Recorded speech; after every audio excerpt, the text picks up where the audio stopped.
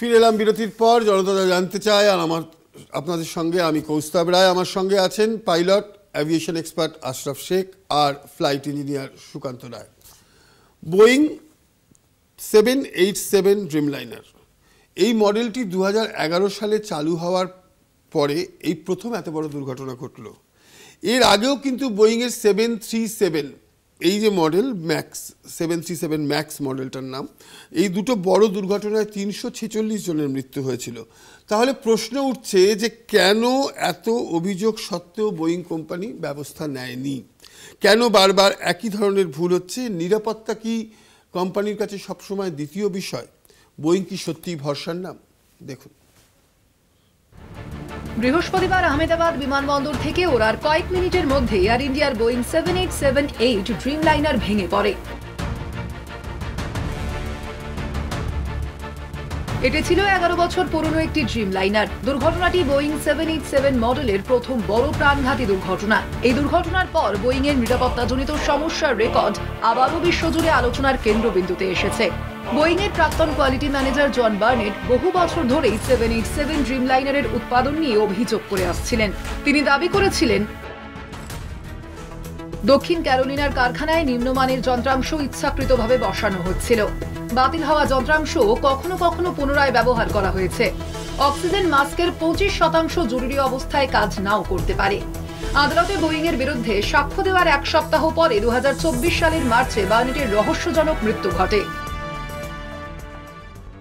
2024 সালের এপ্রিল মাসে বোয়িং এর এক প্রবীণ ইঞ্জিনিয়ার স্যাম সালেহপুর বলেন, 787 ও 777 মডেলে ভুল ড্রিলিং ও খারাপ জোড়ার কারণে প্লেনের কাঠামো দুর্বল হতে পারে। সব 787 বিমান অবিলম্বে গ্রাউন্ড করা উচিত। অভিযোগ তোলার পর তাকে সরিয়ে দেওয়া হয়। মার্কিন ফেডারেল অ্যাভিয়েশন অ্যাডমিনিস্ট্রেশন সালেহপুরের অভিযোগ তদন্ত করছে। মে 2024-এ FAA আরেকটি তদন্ত শুরু করে, কারণ বোয়িং নিজেই স্বীকার করেছিল কিছু 787 বিমানের ডানার সংযোগস্থলে বাধ্যতামূলক ইন্সপেকশন করা হয়নি। কিছু ক্ষেত্রে রেকর্ডও জাল করা হয়েছে। বোয়িং 787 মডেলে লিথিয়াম আয়ন ব্যাটারি ব্যবহারের কারণে 2013 সালে বিশ্বজুড়ে বোয়িং এর বিমানবহর একবার গ্রাউন্ড করা হয়েছিল। এরপরও সামনে আসে হাইড্রোলিক লিক, ফ্ল্যাপ জ্যাম, জরুরি অবতরণ সংক্রান্ত অভিযোগ। যদিও বড় দুর্ঘটনা ঘটেনি, প্রশ্ন থেকেই গেছে। এছাড়াও বোয়িং 737 ম্যাক্স মডেলের দুটি বড় দুর্ঘটনায় 346 জনের মৃত্যু হয়। এই ঘটনাগুলির পর বোয়িং এর নিরাপত্তা ব্যবস্থা নিয়ে বিশ্বজুড়ে আস্থা হ্রাস পায়। বোয়িং এর সবচেয়ে নির্ভরশীল বিমান ড্রিমলাইনারের প্রথম ভয়াবহ দুর্ঘটনা প্রমাণ করল বোয়িং এর প্রযুক্তিগত ও গঠনগত বিশ্বাসযোগ্যতা আবারও প্রশ্নের মুখে। কলকাতা টিভি। বোয়িং 787 এবং বোয়িং 737 ম্যাক্স, বোয়িং 737 এর দুটো মডেল আছে সম্ভবত 787 এর, একটা হচ্ছে 7878, একটা 7879। এবং এই বিমান সংস্থার বিরুদ্ধে বহুবার অভিযোগ উঠেছে। একজন মার্কিন হুইসেল ব্লোয়ার তিনি সবার আগে বলেছিলেন যে দুর্নীতি এবং খরচের সঙ্গে সুরক্ষার সঙ্গে আপোষ করা হচ্ছে। 787 আপনি ড্রিমলাইনার আপনি চালিয়েছেন? সিমুলেটরে চালিয়েছি। আচ্ছা, রিয়েল লাইফে না। আপনি নিশ্চয় মেইনটেনেন্সের ক্ষেত্রে? না, আমি এখানে এই ব্যাপারটা থেকে একটু আলাদা করে বলতে চাই যে উনি বলছিলেন যে টেক অফ ডিস্টেন্সটা অনেক উনি নিয়েছেন এবং লাস্ট রানওয়ে অবধি গিয়ে তারপর টেক অফ করেছে। মানে এই ব্যাপারগুলোর পেছনে যে অনেক কিছু জিনিস থাকতে পারে যেগুলো আমার মনে হয় যে থ্রাস্ট যেটা হচ্ছে ইঞ্জিনের যে পাওয়ার, সেই পাওয়ারটা যদি না থাকে, আমরা দেখলাম যে 650 ফিট পর্যন্ত খুব স্মুথলি উনি টেক অফ করেছেন, কিন্তু তারপর কিন্তু গ্র্যাজুয়ালি ডিসেন্ট। সেই প্রসঙ্গে আমরা আসবো, কিন্তু মানে তার থেকেও বেশি ইম্পর্টেন্ট ঘটনা হচ্ছে মানে ধরুন আজকেই হংকং থেকে দিল্লিগামী একটি বিমান 787 ড্রিমলাইনার হংকং থেকে দিল্লিগামী এয়ার ইন্ডিয়া AI 315 মাঝ আকাশে প্রযুক্তিগত সমস্যা নিয়ে আবার হংকং বিমানবন্দরে ফেরত এসছে। যাত্রীরা সকলেই নিরাপদ, কিন্তু প্রশ্ন উঠছে যে মানে বোয়িং ড্রিমলাইনার কি তাহলে নাইটমেয়ার হয়ে উঠছে আস্তে আস্তে? মানে একদিন আগেই একই ধরনের ব্রিটিশ এয়ারওয়েজ ফ্লাইট ফিরেছে লন্ডনে। তাহলে কি ড্রিমলাইনারের ভেতরেই লুকিয়ে আছে কোনো নির্মাণগত ত্রুটি, বা একের পর এক ঘটনার পর এই মডেলটি নিয়ে আন্তর্জাতিক স্তরে কি মানে কোনো তদন্তের প্রয়োজন? আপনার কি মনে হয়? নির্মাণগত ত্রুটি, যারা ম্যানুফ্যাকচারিং যারা কোম্পানি অ্যাকচুয়ালি জিনিসটা যারা তৈরি করছে, একমাত্র তারা যখন ইন্সপেকশন করবে এর উপর, এর উত্তর তারাই বলতে পারবে। আমরা এত ভেতরে ঢুকে মানে ম্যানুফ্যাকচারিং এক একটা পাম্প থাকে, ওর মধ্যে অনেক ধরনের পাম্প থাকে, বিভিন্ন ফুয়েল সাপ্লাই হয়, জেনারেটর আছে, অনেক কিছু আছে প্রত্যেকটার মধ্যে, এবং সব কিছু অ্যাসেম্বল করার পর তার যে পারফরমেন্স আউটপুট সেগুলো কিন্তু যারা ম্যানুফ্যাকচার করছে তারাই কিন্তু আলটিমেটলি তারা এই ব্যাপারগুলোকে দেখতে পারে যে মেন আউটপুট কত হচ্ছে। কিন্তু আমরা ওই দিকটা তো অত ভেতরে আমরা যাব না, আমাদের দেখতে হবে আমরা পারফরমেন্স পাচ্ছি কিনা, মানে একদম ফিল্ডে একদম যেখানে আমি টেক অফ করছি সেখানে যদি আমার কোনো সমস্যা হয় আমি সেইটা নিয়ে চিন্তিত হব। আর একটা কথা হচ্ছে যে আমি যদি, যেরকম উনিও বললেন আমি বলছি যে প্রত্যেকটা জাহাজের রেজিস্টার এবং সেটা যদি ফুললি ক্লিয়ার্ড হয় এবং আমি টেক অফের আগে পর্যন্ত আমার যদি সব কিছু নর্মাল হয় তাহলে আমার কিন্তু টেক অফটাকে বন্ধ করা যাবে না, টেক অফ আমাকে করতে হবে যদি এভরিথিং নর্মাল হয়। এইবার আপনি বলছেন প্রযুক্তিগত বা কোনো কিছু মানে ইন্টারনালি কোনো কিছু problem, that answer has to be taken by the manufacture who are building this আর হু আর মেকিং। আমি আশরাফের কাছে আসবো, আপনি হয়তো চালাননি কিন্তু আপনার বন্ধু বান্ধব অনেকেই আছেন যারা এখনো পাইলট বা তারা চালাচ্ছেন, তারা কি কখনো আপনাকে কখনো এই বোয়িংয়ের 787 বা 737 ম্যাক্স বা ড্রিমলাইনারের ক্ষেত্রে কোনো প্রযুক্তিগত সমস্যা বা কিছু কখনো আপনি আলোচনার মধ্যে উঠে এসছে? বা অন্য বিমানের সঙ্গে এই বিমানের একটা যেমন বিষয় আমি পড়েছিলাম, জানি না কতটা ঠিক, যে ফুয়েল এফিসিয়েন্সি খুব বেশি, মানে অন্য বিমানের ক্ষেত্রে যতটা ফুয়েল লাগে ড্রিমলাইনার ক্ষেত্রে ফুয়েল কম লাগে। ড্রিমলাইনার একবার চড়েওছি আগে, কলকাতা দিল্লি বিমান ড্রিমলাইনার থাকতো সকাল 10টার সময় ছাড়তো, এখন যেহেতু মার্জ হয়ে গেছে টাটার সঙ্গে ভিস্তারার সঙ্গে এখন আর পাওয়া যায় না, কিন্তু ডেফিনেটলি মানে যেগুলো ইন্টারন্যাশনাল ফ্লাই করে সেখানে ড্রিমলাইনারই অধিকাংশ ক্ষেত্রে ব্যবহার করা হয়। বিদেশে যাওয়ার ক্ষেত্রেও আমি ড্রিমলাইনার ফ্লাই করেছি, মানে সিঙ্গাপুর দিল্লি বা 6-7 ঘন্টার ফ্লাইট। তো সেক্ষেত্রে প্রযুক্তিগত যে মানে অ্যাডভান্স টেকনোলজি বলে এটা ডিমান্ড করা হতো যে এর ফুয়েল এফিসিয়েন্সি অনেক বেশি, প্রায় 25 থেকে 30% বা 50% কার্যক্ষেত্রে কখনো কখনো ফুয়েল কম লাগে, এবং সেই জন্যই যখন ড্রিমলাইনার ইম্পোর্ট করা হয়েছিল মানে এয়ার ইন্ডিয়া কেনে তখন এই কতগুলো যুক্তি দেওয়া হয়েছিল, ইউপিএ গভর্নমেন্টের আমলে কেনা হয়েছিল। তো মানে তার যখন মানে আপনার কোনো বন্ধু বা যারা আছে তারা কি কখনো এটা নিয়ে কোনো সমস্যা বা কিছু বলেছে? দেখুন আমি একদম লেম্যান, মানে আমি যেটুকু পেপারে পড়েছি সেটুকুই বলছি। আপনার কোশ্চেনটা আমি বুঝেছি, আপনি বোয়িং এর ইন্টিগ্রিটি অফ সেফটি নিয়ে আপনি কোশ্চেন করছেন। Let me come back to you on this. এতে সি বোয়িং ম্যাক্স আপনি যেটা বলছেন, দুটো এয়ারক্রাফট বোয়িং ম্যাক্সের মানে 737-800 ম্যাক্স যেটা ছিল, দুটো এয়ারক্রাফট একটা ইথিওপিয়া এয়ারলাইন্সের আর একটা ইন্দোনেশিয়ান এয়ারলাইন্সে ক্র্যাশ করেছিল। ওনাদের সিস্টেমে প্রবলেম ছিল, তাই জন্য ওটা নিউ এয়ারক্রাফট, সিস্টেমে প্রবলেম ছিল। এখন ওটাকে মানে অনেক দিন রাখার পরে ওনারা রেকটিফাই করে ওটাকে রেডি করেছে। এই এটা বোয়িংয়ের প্রবলেম ছিল। আপনি যদি তার জন্য বা এই অ্যাক্সিডেন্টের জন্য একটা এত বছরের একটা কোম্পানিকে ডিসকার্ড করে দিতে পারেন না। মানে এখানে একজন হুইসেল ব্লোয়ার যিনি সবার আগে এটা করেছিলেন আমেরিকারই কোনো একজন ভদ্রলোক যিনি ওই কোম্পানিতে চাকরি করতেন। আমি কন্ট্রারিতে আবার আপনাকে বলবো যে এয়ারবাস বহুবার আপনি যদি লিস্ট খোলেন এরকমও আছে, বহুবার বহু জিনিস, ইঞ্জিন ফেলিয়ার, একটা ইঞ্জিন ফেলিয়ার ওইটা মানে বহুবার হয়ে আছে। ইভেন A380-রও অনেকগুলো ফল্ট বেরিয়েছে। এই না যে এয়ারবাস ইজ আনসেফ, সবই সেফ, বিকজ একটা এরোপ্লেন তার ইঞ্জিন, তার সিস্টেম বহু হাজার ঘন্টা সেটা অতিক্রম করার পরে সেগুলোকে একটা কমপ্লায়েন্সেস পায় বিভিন্ন এজেন্সি থেকে, তারপরে লাগানো হয়। তো আমি জানি এটা ভয়াবহ অ্যাক্সিডেন্ট, আমরা সবাই ওই দিকে নজর দিয়ে আছি যে কি হয়েছে।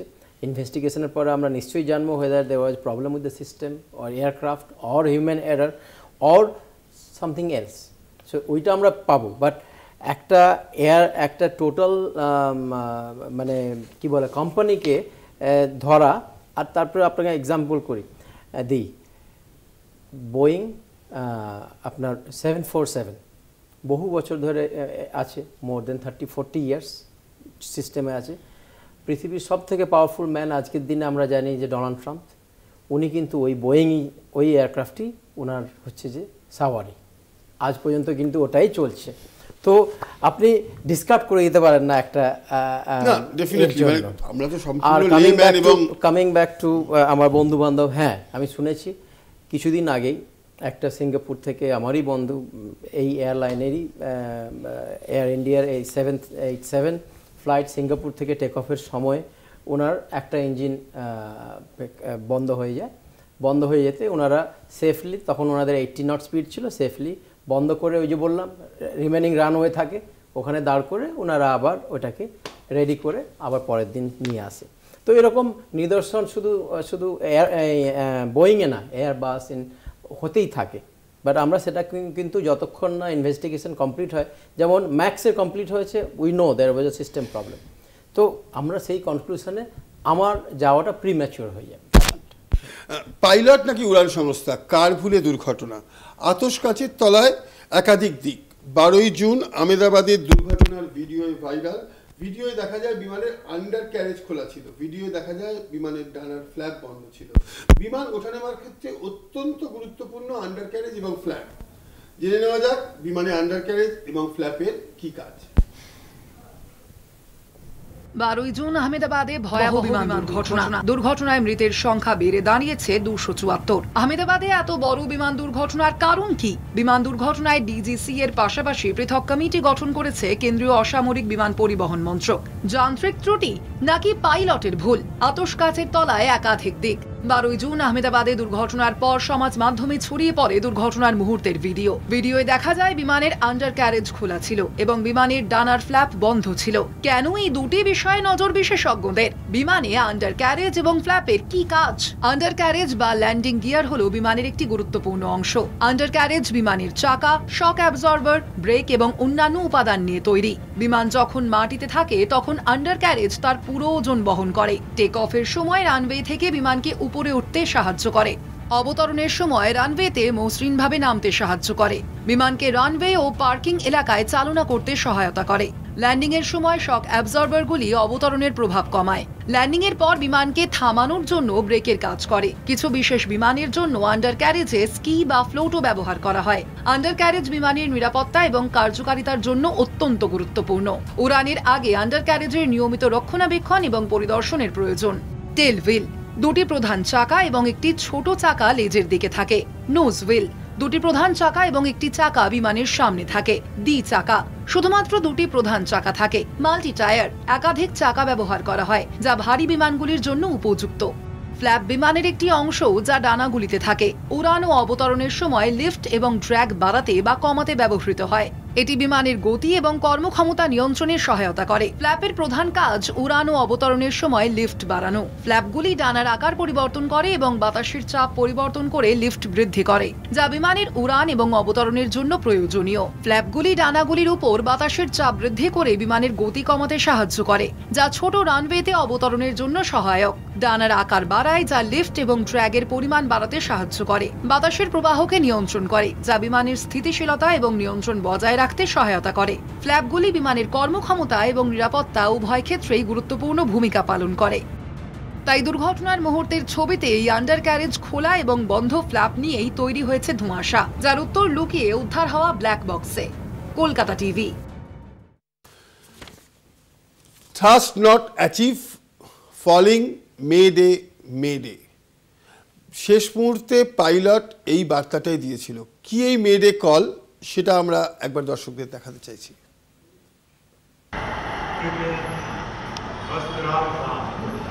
বিমান ওড়ার প্রায় সঙ্গে সঙ্গে এটিসির সঙ্গে যোগাযোগ করার চেষ্টা করেন অভিশপ্ত বোয়িং 787-এর পাইলট। এটিসি সংকেত পায় মেডে কলের, তবে সাড়া পাওয়ার ধৈর্যটুকু হয়তো ছিল না এয়ার ইন্ডিয়ার বিমানটির। টেক অফ করার মাত্র মিনিট 5 মধ্যে ভেঙে পড়ে Boeing 787। No thrust, losing power, unable to lift, এই কটা শব্দই দুর্ঘটনাগ্রস্ত বিমান থেকে আসা মেডে কলে রেকর্ড হয়েছে এটিসিতে। ডিজিসিএ মেডে কলের বিষয়টি নিশ্চিত করেছে। কো পাইলটের কাছ থেকে মেডে কল পাওয়ার পর এটিসির তরফে যোগাযোগের চেষ্টা করা হয়, তবে পাল্টা কোনো উত্তর পাওয়া যায়নি। এখন প্রশ্ন, মেডে কল কি? মেডে কল হলো একটি ভয়েস সিগন্যাল। ফ্রেঞ্চ অভিধানে মেইডের শব্দের অর্থ হেল্প মি। মেডে শব্দটি 1920 সালের গোড়ার দিকে উৎপত্তি। ফ্রেডেরিক স্ট্যানলে মকফোর্ড প্রথম শব্দটির ব্যবহার করেন। তিনি লন্ডনের ক্রয়ডন বিমানবন্দরের রেডিও অফিসার ছিলেন। 1923 সাল থেকে আন্তর্জাতিক রেডিও যোগাযোগের ক্ষেত্রে পাইলট ও নাবিকরা এটি ব্যবহার করতে থাকেন। 1927 সাল থেকে আন্তর্জাতিকভাবে মে ডে গৃহীত। যখন কোনো pilot May Day May Day May Day 3 বার বলেন, সেখানে জীবনহানির আশঙ্কা থেকে যায়। সমস্ত অপ্রয়োজনীয় রেডিও ট্রাফিক বন্ধ করে এটিসি তখন এটিকেই গুরুত্ব দেয়। এরপর পাইলট লোকেশন, বিমানে যাত্রী সংখ্যা, কী ধরনের জরুরি অবস্থা সহ বাকি প্রয়োজনীয় তথ্য দিয়ে এটিসির কাছে দ্রুত সাহায্য চায়। দুর্ঘটনাস্থল থেকে এটিএস উদ্ধার করেছে ডিভিআর, যার পুরো অর্থ ডিজিটাল ভিডিও রেকর্ডার। এর থেকে নতুন কি তথ্য উঠে আসে, সেই তথ্য থেকে অন্যরকম কিছু পাওয়া যায় কিনা, সেটি এখন দেখার। Kolkata TV. Thrust not achieve falling Mayday. মানে হেল্প মি। তো এই কথা বলতে বলতেই প্লেনটা ভেঙে পড়ে। তো এরপরে বহু প্রশ্ন উঠেছে। একজন আমেরিকান পাইলট তিনি কতগুলো প্রশ্ন তুলেছেন, একজন ব্রিটিশ পাইলট কিছু প্রশ্ন তুলেছেন, আপনিও বিভিন্ন জায়গায় বিভিন্ন কথা বলেছেন। তো এখানে একটা ফার্স্ট প্রশ্ন, আর চারটে পাঁচটা প্রশ্ন আছে যে ল্যান্ডিং গিয়ার কেন নামানো ছিল। মানে এটা হচ্ছে ফার্স্ট কোয়েশ্চেন, যে মানে কি আপনার কি মনে হয়? মানে জেনারেলি প্লেন যখন ওপরে ওঠে তখন চাকাটা তুলে নেওয়া হয়। মানে আমরা তো যেহেতু প্লেনে উঠি আমাদের একটা মনে হয় যে চাকাটা তুললো, মানে তো যখন পুরো রানওয়েটা কভার করে প্লেনটা উঠে গেছে এবং বলছে যে থার্স্ট নট অ্যাচিভ, মানে জোর পাচ্ছে না, অ্যাক্সিলেটার মানে আর উঠতে পারছি না। তো সেখানে দেখা যাচ্ছে যে ল্যান্ডিং গিয়ার নামানো ছিল। মানে এটা কেউ বলছে এটা বড় দুর্ঘটনার মূল কারণ। কি বলবেন? আমি আপনাকে আপনার মে ডেটা আগে বলি, তারপরে ল্যান্ডিং গিয়ারে আসবো।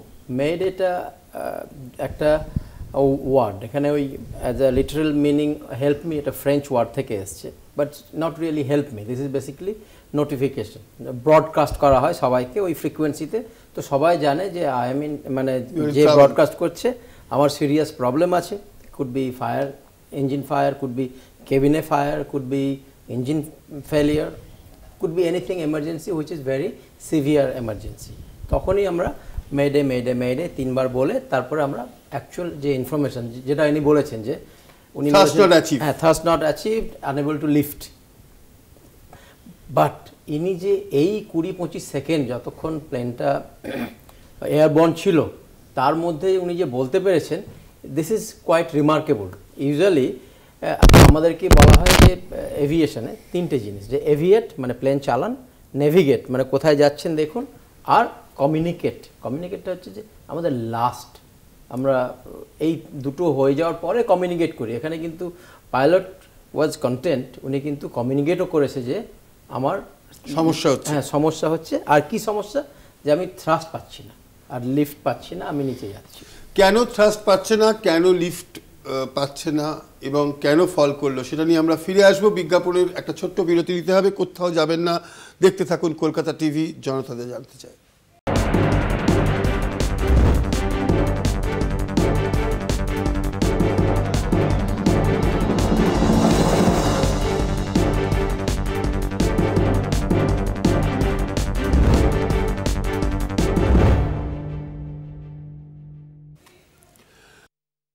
বিরতির পর আপনারা দেখছেন জনতা জানতে চায় এবং আমার সঙ্গে রয়েছেন ইঞ্জিনিয়ার সুকান্ত রায় এবং অ্যাভিয়েশন এক্সপার্ট এবং পাইলট আশরাফ।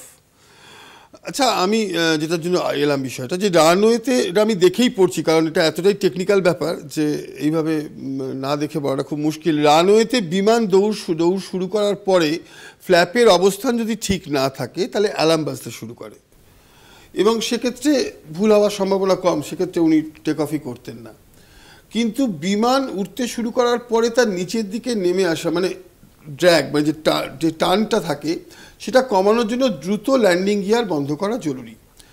একই সময় বিমানকে ঠেলে ওপরে তোলার জন্য ইঞ্জিনের শক্তিও বাড়ানো হয়। এখানেই প্রশ্ন উঠছে যে ইঞ্জিনের শক্তি যথেষ্ট বাড়লো না, অথচ এমন কি ঘটলো যে বিমানটি গতিশীল হওয়ার বদলে কিছুটা ওপরে তুলে নিয়ে গিয়ে হঠাৎ করে পর্যাপ্ত সাহায্যও মিলল না।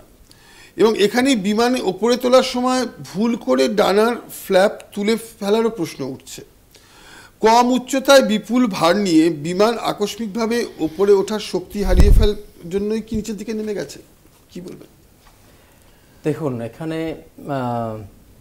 মানে আমার যেটা মানে আমি জাস্ট মানে অ্যাজ এ লেম্যান বলছি, মানে ধরুন প্লেনটা যখন ওঠে তখন চাকার একটা ওজন থাকে, চাকাটা তুলে দিলে তার ওয়েটটা কম হয় এবং মানে যেটুকু পড়াশুনো করে একদিনের মধ্যে যতটুকু জ্ঞান অর্জন করা যায়, এবং এই ফ্ল্যাপগুলো ওঠাতে এবং নামাতে সাহায্য করে, মানে কখনো বাড়ায় কখনো কমায়, তাতে হাওয়ার গতিবেগটা কম বেশি কন্ট্রোল করতে পারে।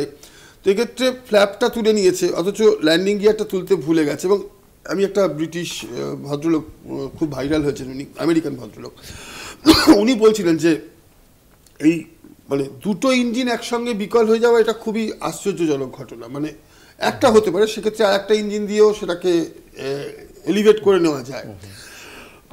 এবং যেহেতু খুব কম উচ্চতা অবধি উঠেছিল, 637 মিটার বা এরকম কিছু, ফলে সেটা দ্রুত ফল করে গেছে।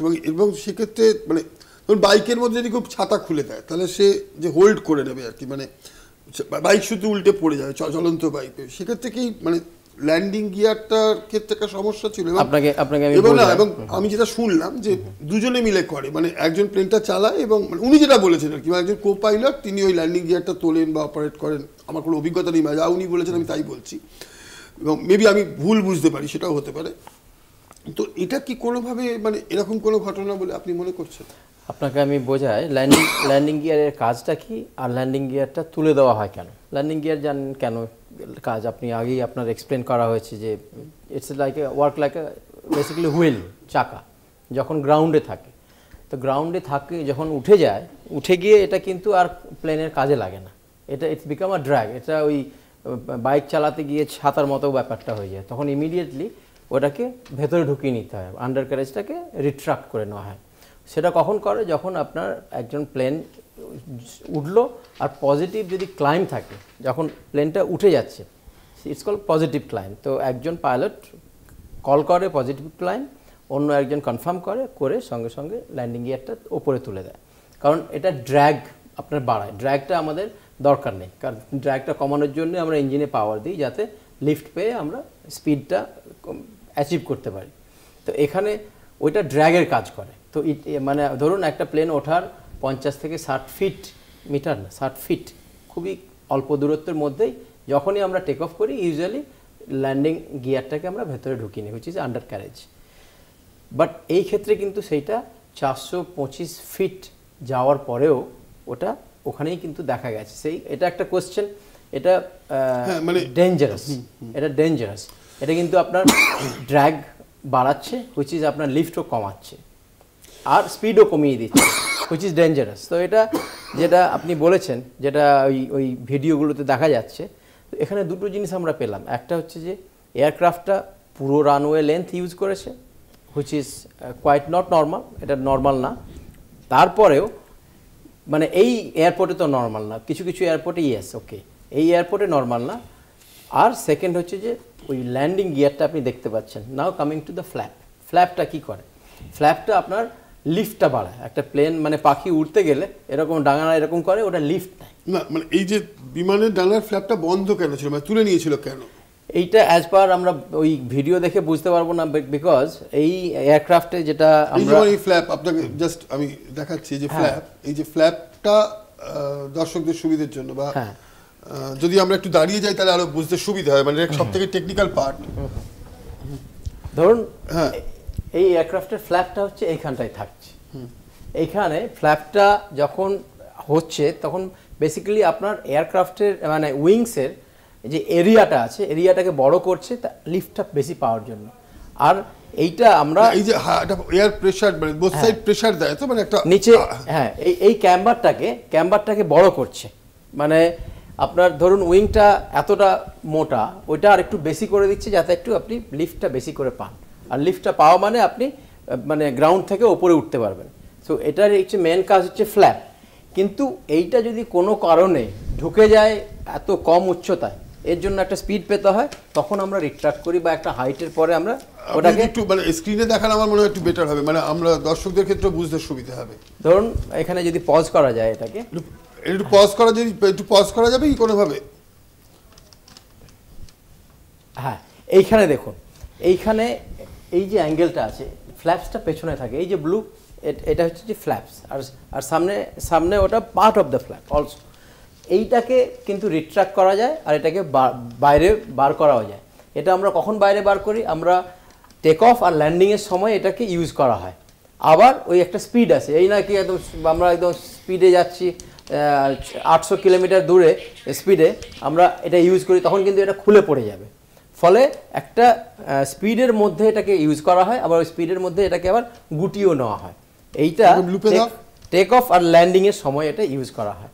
এইবারে এই ফ্ল্যাপটা যদি আপনি খুব কম উচ্চতায় টেক অফের সময় যদি আপনি তুলে নেন, তাহলে হবে কি ইমিডিয়েটলি আপনি লিফটটা কম পাবেন, আপনার প্লেনটা নিচের দিকে যেতে থাকবে। Which is in this case যেটা আমরা বুঝতেও পারছি না যে এটা হলো কি করে, মানে যদি পাইলটটা এটা তুলে নেয়, হ্যাঁ যদি এই যে আপনাকে আমি দেখাই এখানে আরেকবার লুকটা পুরো দেওয়া বোঝাতে সুবিধা। তো এইটা হচ্ছে যে আপনার ফ্ল্যাপ, আর এটাকে যদি আপনি রিট্রাক্ট করে নেন তাহলে আপনার লিফটটা কম হবে, আর যদি এটাকে বাইরে থাকে তাহলে আপনি আপনার লিফটটা পাবেন। এই ক্ষেত্রে যদি পাইলট বাই মিস্টেক এই আন্ডার ক্যারেজটা তোলার সময় আন্ডার ক্যারেজটা তুলে দিতে হয়, সেই সময় যদি ভুলে, which is very unlikely, but যদি তুলে এইটা লিফটটা এটা ঢুকিয়ে নেয়, তাহলে কিন্তু আপনি দুটো ডেঞ্জারাস জিনিস পাচ্ছেন। একটা হচ্ছে যে আপনার এই আন্ডার ক্যারেজটা আপনাকে ড্র্যাগ দিচ্ছে, অ্যাট দ্য সেম টাইম আপনি কিন্তু লিফটও পাচ্ছেন না। তো হুইচ ইজ প্রবাবল, আগেন বলছি প্রবাবল কজ হতেও পারে এই অ্যাক্সিডেন্টের জন্য। আচ্ছা, আর একটা প্রশ্ন আসবে, সেটা হচ্ছে মানে একটা প্রশ্ন উঠেছিল প্রথম দিকে যে পাখির ডানার সঙ্গে ধাক্কা লেগেছে এবং সেক্ষেত্রে পাখি ওই ইঞ্জিনের মধ্যে চলে গেছে এবং ফুয়েল কন্টেনমেন্টটা মানে পলিউটেড হয়ে গেছে এবং সেই কারণে অ্যাক্সিডেন্ট হয়েছে। তো এইটাও আমরা একটা গ্রাফিক্স করেছি আপনাদের মানে দর্শকদের বোঝানোর জন্য, আপনি যদি একটু বেটার বোঝাতে পারবেন। দেখুন, যখন এখানে হচ্ছে এয়ার ইনটেক হচ্ছে, এখান থেকে আপনার এয়ারটা নিচ্ছে, এয়ারের সঙ্গে যদি আপনার বার্ড যদি পাখি ঢুকে যায় তাহলে কিন্তু এখানে একটা সার্জ, ইঞ্জিন সার্জও হবে, এখানে একটা আগুন লাগানোর ব্যাপার আছে, আর ধোঁয়াও কিন্তু বেরোবে। হুইচ ইন দিস কেস আমরা পুরো ভিডিওটাই ছিল, এখান থেকে ঢুকে এখানেই ওটা একটা ডিস্টার্ব করবে টোটাল জিনিসটাকে। তারপরে কিন্তু লুকটা চালাও এটা সব মানে ইভেন ছোট পাখি হলে হবে না, এটা বড় সাইজের পাখি হলে তবেই কিন্তু এটা হবে। এই না যে চুরু পাখি ঢুকে গেছে আর এটা বন্ধ হয়ে গেছে, ইটস নট পসিবল। এটা বড় পাখি বা একটা ফ্লোক অফ বার্ডস, অনেকগুলো পাখি যদি ঢুকে যায় একসঙ্গে তাহলে কিন্তু এটা হওয়ার সম্ভাবনা একটা হয়ে থাকে, কিন্তু সেটা ভিজুয়াল দেখা যায়, আগুন বা আপনার ওই কী বলে ফিউম বেরিয়ে আসে বাইরে থেকে, বাট এই ক্ষেত্রে কিন্তু সেটা দেখা যায়নি। আর একটা প্রশ্ন আসছে বারবার করে যে ইঞ্জিনের মানে দুটি ইঞ্জিনই কি বিকল ছিল, মানে এরকম একটা কথা উঠছে যে একটা ইঞ্জিন থাকলে সেই ইঞ্জিনটা তো আলটিমেটলি তুলে নিয়ে যেতে পারতো, মানে একটা ইঞ্জিনও অনেকটা উপরে উঠে গিয়ে তারপর খানিকটা ফল করে আস্তে আস্তে কন্ট্রোলে নিয়ে আবার ব্যাক করে আসতে পারে, যেটা আজকের ক্ষেত্রে হংকংয়ের ক্ষেত্রে হয়েছে। তো এক্ষেত্রে কি দুটো ইঞ্জিনই কোনোভাবে বিকল ছিল বলে মনে হয়? 300 কিলোমিটার প্রতি ঘন্টায় এটা টেক অফ করে, যতটুকু আমি দেখেছি 191 মিটার অব্দি প্লেনটা উড়েছিল এবং শেষ পর্যন্ত 3 ডাইমেনশন এতে করা হয়েছে এবং অ্যাক্সিডেন্ট হয়েছে। তো দুটো ইঞ্জিনই কি বিকল ছিল, মানে এটা কি বলবেন? দুটো ইঞ্জিনই একসঙ্গে বিকল হওয়া খুবই মানে one in a many million Times হওয়ার চান্স আছে, কারণ দুটো সিস্টেমই আলাদা। আপনি যেটা বলছিলেন প্রথমে যে ফুয়েল কন্টিমিনেশন যদি হয়, ধরুন একটা ট্যাঙ্ক থেকে একটা ফুয়েল যাচ্ছে আর একটা ট্যাঙ্ক থেকে আরেকটা ফুয়েল যাচ্ছে, ইভেন টোটাল সিস্টেমটাই আলাদা। ফলে বেসিক্যালি আপনি এটা চিন্তা করতে পারেন যে একটা পাইলট দুটো প্লেন চালাচ্ছে একসঙ্গে, মানে টোটাল সিস্টেমটাই আলাদা। ফলে দুটো ইঞ্জিন একসঙ্গে বন্ধ হওয়া আর ওই ভদ্রলোক যে বেঁচে গেছে, ইটস এ সিমিলার স্টোরি। মানে এটা প্র্যাকটিক্যালি হওয়া প্রায় অসম্ভব বলে আপনি মনে করছেন? একদম। আচ্ছা, একটা খুব বড় মানে সাম্প্রতিক ইতিহাসে সব থেকে বড় ভয়াবহ বিমান দুর্ঘটনার পর প্রশ্নের পাহাড় জমেছে বোয়িং এর প্রযুক্তি নিয়ে, এবং 171 মাত্র 32 সেকেন্ডের মধ্যে যখন পড়ে গেল, মানে 60 সেকেন্ড টোটাল হয়েছিল, এবং একটা বিস্ফোরণের শব্দ হচ্ছে, বুম করে একটা বিস্ফোরণের শব্দ, যে ফুয়েল কন্টেন্ট ছিল। কিন্তু দেখা গেছে যে সন্দেহ বেড়েছে মানে বিমানের VFSG ও র্যাট সিস্টেম নিয়ে, র্যাট বা র্যাম এয়ার টারবাইন, এই র্যাট সিস্টেম খুলে যাওয়ারও ইঙ্গিত পাচ্ছে। মানে যে ভিডিওটা এসেছিল প্রথমে, সেটার পিছনে অনেক ধরনের কথাবার্তা আওয়াজ শোনা যাচ্ছিল, ফলে আওয়াজটা ক্লিয়ার ছিল না। পরে আবার ওই ভিডিওটাকে বারবার করে ক্লিয়ার করা হয়েছে, দেখা হয়েছে, মানে একজন মানে সে তো আর জানতো না অ্যাক্সিডেন্ট হবে, সে এমনি একটা ছবি তুলতে পেয়েছে, পিছনে কথা বলছিল, ফলে অনেক ধরনের আওয়াজ বা এই ধরনের জিনিস উঠে এসছে। তো এক্ষেত্রে কিন্তু দেখা গেছে যে মানে একটা অদ্ভুত আওয়াজ, মানে যে আওয়াজটা বোয়িং এর ক্ষেত্রে না, জেট ফাইটারের ক্ষেত্রে আওয়াজ শোনা যায়, হ্যাঁ প্রপেলারের মতো। সো এইটা মানে এটা নিয়ে একটা বড় রহস্য ঘনীভূত হয়েছে। আমরা একটা ছোট্ট প্যাকেজ করেছি, আমি একটু দর্শকদের উদ্দেশ্যে দেখাতে বলবো, তারপরে এটা নিয়ে বিস্তারিত আলোচনায় আসবো। এয়ার ইন্ডিয়ার ফ্লাইট A1171 এর ভয়াবহ দুর্ঘটনার কয়েকদিন পরও বহু প্রশ্নের উত্তর মিলছে না। কিভাবে এই আধুনিক বোয়িং 787 ড্রিম লাইনার এত দ্রুত ভেঙে পড়ল তা নিয়ে চলছে গভীর তদন্ত। বিমানে থাকা একমাত্র জীবিত যাত্রী বলেছেন তিনি একবার বিস্ফোরণের শব্দ শুনেছিলেন। বিকট শব্দটি সম্ভবত VFSG বা অন্য কোনো ইলেকট্রিক যন্ত্রাংশে বিস্ফোরণ বা বিভ্রাট থেকে এসেছে। বোয়িং 787-কে মোর ইলেকট্রিক এয়ারক্রাফট বলা হয় কারণ এটি হাইড্রোলিক ও নিউম্যাটিক সিস্টেমের বদলে বিদ্যুৎ নির্ভর। এই বিমানে VFSG variable frequency starter generator নামে একটি সিস্টেম থাকে যেটি ইঞ্জিন চালু করে এবং একই সঙ্গে মূল বিদ্যুৎ সরবরাহকারীর কাজ করে। যদি VFSG কাজ না করে তাহলে ইঞ্জিনের ইলেকট্রনিক ইঞ্জিন কন্ট্রোল বা থ্রটল কম্পিউটার বন্ধ হয়ে যেতে পারে। তখন ইঞ্জিন আইডল মোডে চলে যায়। তখন পাইলটরা চাইলেও থার্স্ট বাড়াতে পারে না। বিশেষজ্ঞরা বলছেন শেষ রক্ষার সময় ছিল না। দুর্ঘটনার সময় বিমানের APU অক্সিলারি পাওয়ার ইউনিট চালু হলে হয়তো কিছুটা শক্তি যোগানো যেত, কিন্তু APU পুরোপুরি চালু হতে 90 সেকেন্ড সময় নেয়। অথচ AI-171 এর পতনের পুরো ঘটনা মাত্র 32 সেকেন্ডে ঘটে গেছে। ফলে APU এর সাহায্য নেওয়ার সময় পাওয়া যায়নি। এছাড়াও RAT সিস্টেম নিয়ে রহস্য আরও ঘনীভূত হচ্ছে। RAT বা র্যাম এয়ার টারবাইন রহস্য। RAT মূলত তখনই কাজ করে যখন বিমানে প্রধান ও বিকল্প সব বিদ্যুৎ ব্যবস্থা ব্যর্থ হয়ে যায়। তখন এই ছোট টারবাইনটি ঘুরতে থাকে এবং ইমার্জেন্সি পাওয়ার যোগান দেয়, যেমন রেডিও, প্রাইমারি ফ্লাইট কন্ট্রোল, কিছু ইনস্ট্রুমেন্ট ও হাইড্রোলিক পাম্প। তবে এটি বিমানের ইঞ্জিন, থার্স্ট বা ল্যান্ডিং গিয়ার পরিচালনা করতে পারে না। AI-171 ভেঙে পড়ার পর কিছু ছবিতে বিমানের নিচে একটি কালো দাগ দেখা গেছে। বিশেষজ্ঞদের অনেকে বলছেন এটি RAT সিস্টেম খোলার চিহ্ন হতে পারে। এটি বোঝায় যে বিমানের ইলেকট্রিক সিস্টেম একেবারেই নিস্তেজ হয়ে গিয়েছিল বা 2 ইঞ্জিন ফেল করেছিল এবং ব্যাকআপ সিস্টেম কাজ করেনি। এই দুর্ঘটনা বহুস্তরীয়, যেখানে একের পর এক সিস্টেম ব্যর্থ হয়েছে। তার জন্য 32 সেকেন্ড ছিল খুবই কম সময়। এই দুর্ঘটনা শুধু ভারতের গত 20 বছরের মধ্যে সবচেয়ে বড় বিমান দুর্ঘটনা নয়, এটি বোয়িং 787 এর ইতিহাসেও প্রথম প্রাণঘাতী দুর্ঘটনা। এর সঠিক কারণ খুঁজে বের করাই এখন DGC এর কাছে সবচেয়ে বড় চ্যালেঞ্জ। কলকাতা টিভি। আমি আসবো, মানে এই যে একটা জেট ফাইটারের আওয়াজ শোনা গেছে প্রথমে, তারপর সেটা ক্লিয়ার হওয়ার পরে এই যে মানে র্যাট সিস্টেমটা কাজ করেনি, তলারিটা খুলে গেছে, মানে এটার কি ব্যাখ্যা? মানে র্যাটটা তখনই আসে 3টে জিনিস হলে। একটা হচ্ছে যে আপনার পুরো engine failure which lead to your hydraulic failure, মানে ইঞ্জিন ফেলিয়ার মানে hydraulic failure and electric failure, বা ইন্ডিভিজুয়ালি আপনার যদি পুরো হাইড্রোলিক ফেলিয়ার হয়ে যায় তখনও কিন্তু র্যাট ডিপ্লয় হবে আপনার ইঞ্জিন চললেও। আরেকটা জিনিস হতে পারে যদি আপনার ইলেকট্রিক পাওয়ার পুরোটাই, প্রথম দিকে একটা আলোচনা উঠেছিল যে ইলেকট্রিক পাওয়ার ফেল করে গেছে, মানে এটা সম্ভাবনা কতটা? খুবই মানে আনহার্ড অফ। আর যেহেতু প্লেন সব কিছু কিন্তু রিডান্ডেন্ট সিস্টেম আছে, রিডান্ডেন্ট মানে সব কিছুরই ব্যাকআপেরও ব্যাকআপ আছে। ফলে মানে একটা সিস্টেম বন্ধ হয়ে যাওয়া, ধরেন APU আছে, APU যদি হয়ে যায় আপনার ব্যাটারিও আছে পাওয়ার দেওয়ার জন্য। VFSG মানে এই যে ইঞ্জিন আইডল মোডে চলে যাচ্ছে এবং পাইলটরা তখন মানে চাপ বা থ্রাস্ট পাচ্ছে না বা শেষ রক্ষার সময় পেল, যেহেতু এত কম সময়ের মধ্যে ফল করলো, তো এই APU সিস্টেমটা বা এই VFSG যে সিস্টেমটা, এটা ফেল করার সম্ভাবনা, আমি আপনার কাছে আসবো যেহেতু আপনি ফ্লাইট ইঞ্জিনিয়ার, আপনার কি মনে হয়? এই ক্ষেত্রে আমার মানে যেটা আমি অভিজ্ঞতা দিয়ে আমি বুঝেছি, মানে আমার যে চিন্তাধারা সব জায়গায় একই থাকবে, শুধু এখানে বলে না, আমার মনে হচ্ছিল যখন সে টেক অফ করছে, আর দেখুন ওনার মেডে কল কিন্তু খুব পরিষ্কার। মেডে কলে একটা মানুষ যখন দেখছে একদমই শিওর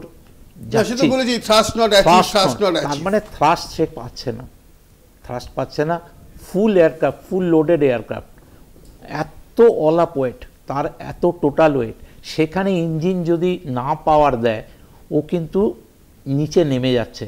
এই মুহূর্তে আমার মনে হয় যে ল্যান্ডিং গিয়ারের ব্যাপারটা আসছে, সেটা আমার যে চিন্তাধারা, তখন খুব কম সময়, মানে ল্যান্ডিং গিয়ারটাকে আমি ঢোকাবো আর আমি ইঞ্জিন বসে গেছে, সেই জায়গায় ল্যান্ডিং গিয়ারকে অপারেট করে ঢোকানোর হয়তো তিনি মানে সেই জায়গাটাই যেতে পারেননি।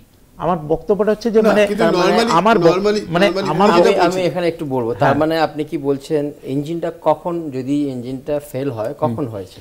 ইঞ্জিনটা ফেল হয়েছে মানে টেক অফ করেছে 650 আগেই, কিন্তু মানে ও ইনিশিয়েট করছে যে শাটডাউন হয়ে যাবে। 650 ফিটের আগেই শাটডাউন হয়ে যাবে, সেটা কিন্তু মানে আপনি height যেখান এর থেকে, কথা হ্যাঁ আমি দেখলাম 650 থেকে ও কিন্তু ডিসেন্ট করছে। হ্যাঁ, এটা তার মানে কি ওখান থেকে ইঞ্জিন শেয়ার পাচ্ছে না। 650 আপনাকে আমি বলি, এখানকার যে আহমেদাবাদ এয়ারপোর্টের এলিভেশনটাই 200 ফিট ছিল। এলিভেশনটা মানে এ থেকে সমুদ্রপৃষ্ঠ থেকে ওনার যে 600 যে এইটার উচ্চতা হচ্ছে এয়ারফিল্ডের উচ্চতা 200 ফিট। তো ওই 200 ফিটটা আপনি বাদ দিতে পারেন। এইবারে এই যে অ্যালটিটিউডটা ছিল 625, সেখান থেকে যদি আপনি 200 বাদ দিয়ে দেন তাহলে প্লেনটা মানে রানওয়ে থেকে মানে আহমেদাবাদ যে স্থল থেকে কিন্তু উঠেছে 425 ফিট।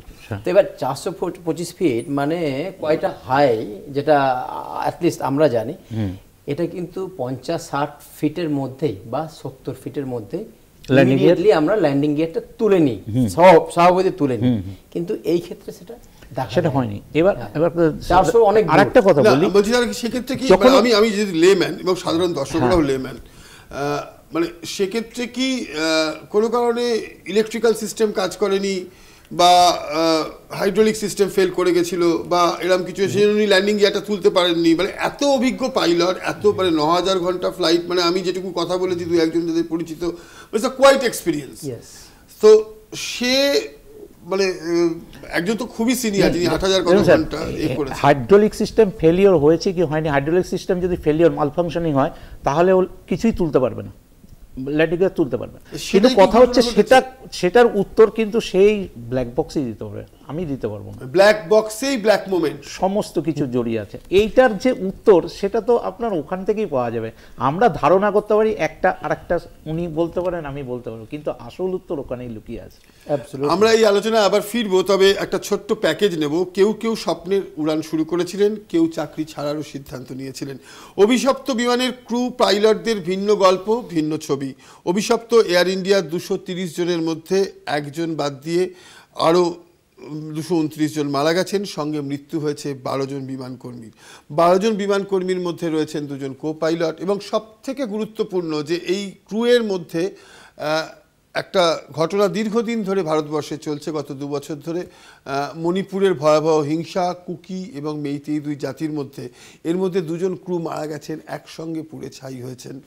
কুকি এবং মেইতেই দুজনেই ক্রু ছিলেন সেখানে। তো মৃত্যু হয়তো কোথাও গিয়ে দুই বিমান সেবিকার মৃত্যু হয়তো কোথাও গিয়ে মণিপুরের হিংসার একটা সুন্দর সমাপতন। মানে সেক্ষেত্রে যদি আজকে মণিপুরের এই হিংসা এবং ঝগড়া থেমে যায়, তাহলে সেটা হয়তো সব থেকে হবে। দুজনের স্বপ্নেই শেষ হয়েছে পুড়ে ছাই হয়ে। আসুন দেখব।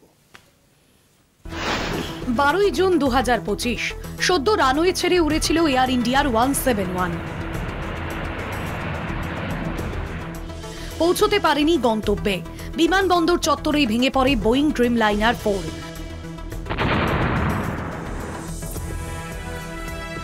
230 জন যাত্রীর সঙ্গে ঝলসে মর্মান্তিক মৃত্যু বিমানের ক্রু, পাইলট, কো পাইলটদের।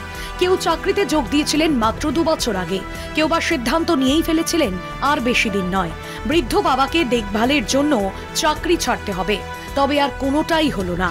বিমান দুর্ঘটনায় থেমে গেল জীবনের বাকি দিনগুলি। ক্যাপ্টেন সুমিত সাবরওয়াল। ক্যাপ্টেন সুমিতের 8200 ঘন্টা উড়ানের অভিজ্ঞতা। মুম্বাইয়ের বাসিন্দা সুমিত তার বৃদ্ধ বাবাকে দেখভালের জন্য চাকরি ছেড়ে দেওয়ার সিদ্ধান্ত নিয়েছিলেন। Co pilot Clive Kunder. স্বপ্নের চাকরি ছিল ক্লাইভের, 1100 ঘন্টা উড়ানের অভিজ্ঞতা ছিল তার। ক্লাইভের মাও কেবিন ক্রু ছিলেন। রোশনি সংঘারে, বয়স মাত্র 26, এয়ার ইন্ডিয়ার এয়ার হোস্টেস ছিলেন তিনি। ইনস্টাগ্রামেও তার ফলোয়ার সংখ্যা কম নয়। মুম্বাইয়ের কাছে ডোম্বিবলিতে বাবা, মা, ভাইয়ের সঙ্গে থাকতেন তিনি। আগামী বছরেই এক মার্চেন্ট নেভির অফিসারের সঙ্গে তার বিয়ের কথা ছিল। অর্পণা মহাদেক সিনিয়র ক্রু মেম্বার ছিলেন এয়ার ইন্ডিয়ার। তিনি এনসিপি সাংসদ সুনীল তাতকারের আত্মীয়। অপর্ণা মহাদিকের স্বামীও এয়ার ইন্ডিয়ার একজন ক্রু মেম্বার। মৈথিলি পাতিল কথা দিয়েছিলেন লন্ডনে নামা মাত্রই বাবাকে ফোন করবেন, কিন্তু রাখতে পারলেন না সেই কথা। এয়ার ইন্ডিয়া বিমান দুর্ঘটনায় প্রাণ গেল মৈথিলি পাতিলের। বছর 23-এর মৈথিলি মাত্র 2 বছর আগেই এয়ার ইন্ডিয়ায় যোগ দিয়েছিলেন। ইরফান শেখ পুনের পিম্পির বাসিন্দা ছিলেন ইরফান। বছর 22-এর ইরফান মাত্র 2 বছর আগে বিমানে তার কর্মজীবন শুরু করেছিলেন। দীপক পাঠক 11 বছরের অভিজ্ঞতা ছিল দীপক পাঠকের। উড়ানের আগে পরিবারের সঙ্গে প্রতিবারই কথা বলতেন কেবিন ক্রু দীপক। এবারও তার অন্যথা হয়নি। থানের কাছে বদলাপুরে থাকতেন দীপক। সাইনিতা চক্রবর্তী বছর 35-এর সাইনিতা সদ্য এয়ার ইন্ডিয়ার কাজে যোগ দিয়েছিলেন। এয়ার ইন্ডিয়ায় যোগ দেওয়ার আগে তিনি গো এয়ারে কর্মরত ছিলেন। নামথুই শর্মা। বিমান দুর্ঘটনায় মৃত্যু হয়েছে মণিপুরি ক্রু মেম্বার নামথুই শর্মার। বিমান দুর্ঘটনার পরেও নামথুইয়ের মোবাইল ইন্টারনেট সচল, জানিয়েছেন তার পরিবারের এক সদস্য। মনীষা থাপা। পাটনার বাসিন্দা মনীষা থাপা কেবিন ক্রু ছিলেন এয়ার ইন্ডিয়ার। সেন্ট জেভিয়ার্স কলেজের পড়ুয়া ছিলেন মনীষা। শ্রদ্ধা ধাওয়ান প্রায় 21 বছর কর্মরত ছিলেন এয়ার ইন্ডিয়ায়। বছর 44-এ শ্রদ্ধা ধাওয়ান সিনিয়র কেবিন সুপারভাইজার ছিলেন।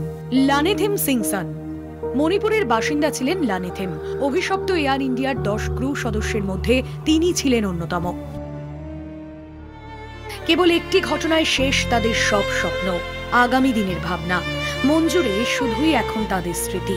পুড়ে যাওয়া বিমান থেকে প্রাপ্ত ছাইভস্যের মধ্যে তাদের আত্মীয় পরিজনরা খুঁজে চলেছেন সুমিত, কুন্দর, রোশনি, অপর্ণাদের। কলকাতা টিভি।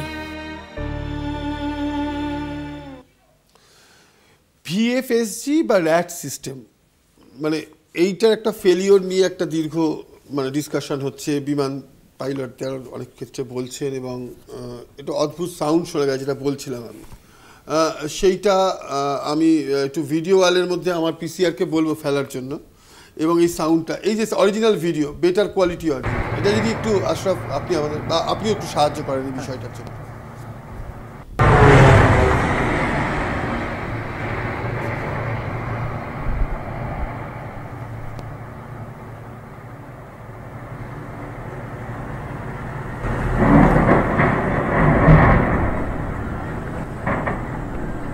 প্রথম দিকে তো একটা সাধারণ ছিল বেটার কোয়ালিটি অডিও, তার অনেক বিশেষজ্ঞরা তার সিদ্ধান্ত বদলেছে।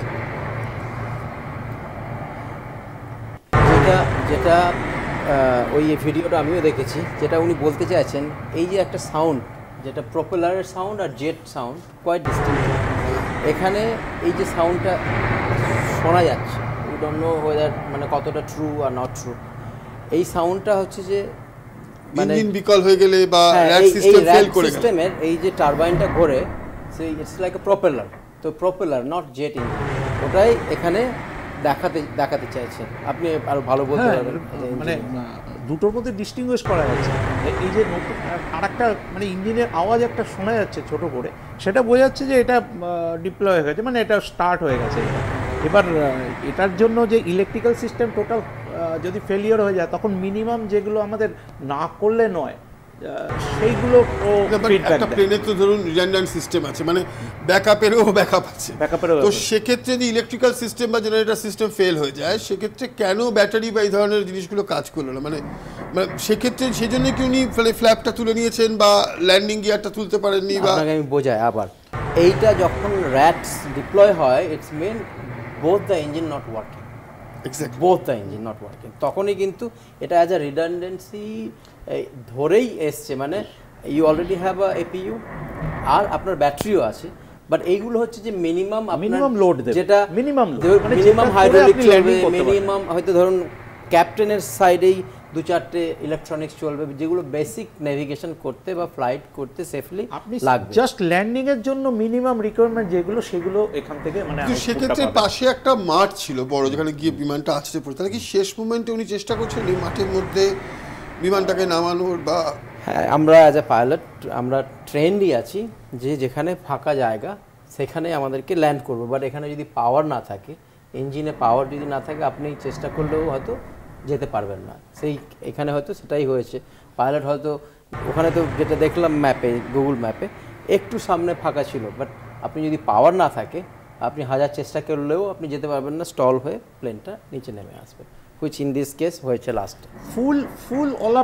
ফুল ওয়েট নিয়ে জাহাজ, এতগুলো প্যাসেঞ্জার, 1,25,000 তেল, যেখানে পাওয়ার নেই, ওখান থেকে পাইলটের রিট্রিভ করা খুবই মুশকিল। যেখান থেকে নেমে গেছে ওর ওখান থেকে সিলেকশন অফ ফিল্ড করাও খুব মুশকিল। সব পাইলট এনারা জানেন যে একটা সিলেকশন অফ ফিল্ড ওপেন হবে, ওখানে আমি জাস্ট ট্রাই করব। এখানে সোজা ঢুকে গেল এই হোস্টেলে। মানে এটার পেছনে এটাই কারণ যে ওনার কাছে কিচ্ছু আর অল্টারনেট ছিল না, কন্ট্রোল কিচ্ছু ছিল না, করতে পারেনি। Thrust not achieve, মেডে। সুতরাং থ্রাস্ট নট অ্যাচিভ, মেডে। 241 জন এবং আরও অজস্র যাত্রীর মৃত্যুর সাথে সাথে ঘটল এক অভিশপ্ত বিমান দুর্ঘটনা। আমরা ফিরবো এই আলোচনায়, এখন নিতে হবে একটা ছোট্ট বিজ্ঞাপনের বিরতি, সঙ্গে থাকুন।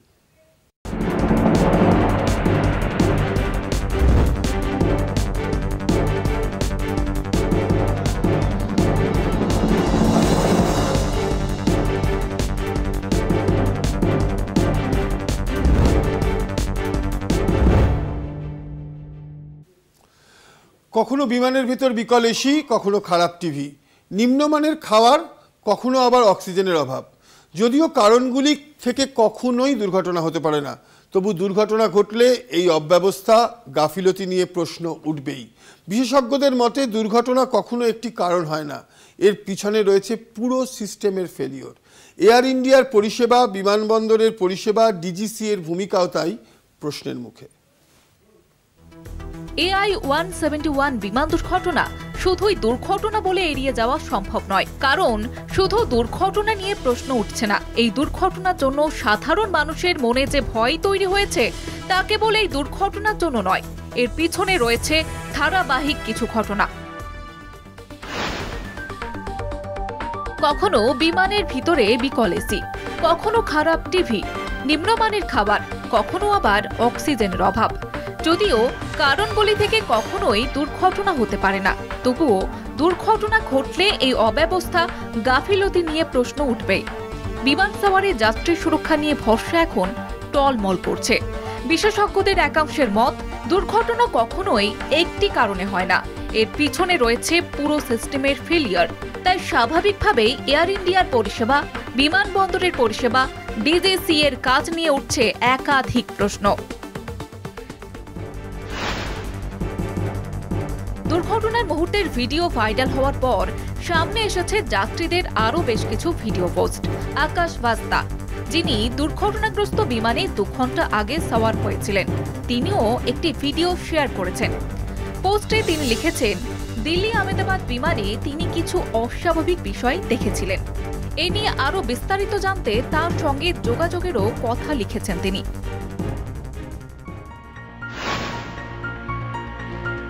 খারাপ আবহাওয়ায় বিমান নিজে থেকেই অটো পাইলট মোডে গিয়ে বিমান উঠতেও পারে, আবার ল্যান্ডও করতে পারে। টেকনোলজির বিকাশ এখন আকাশ ছুঁয়েছে, তাই এই সময় দাঁড়িয়ে এই রকম ভয়ানক দুর্ঘটনা আরও প্রশ্ন তুলে দেয়। বিমানের সিস্টেম ঠিকঠাক কাজ করছে কিনা সেই পরীক্ষাও সব সময় করা উচিত।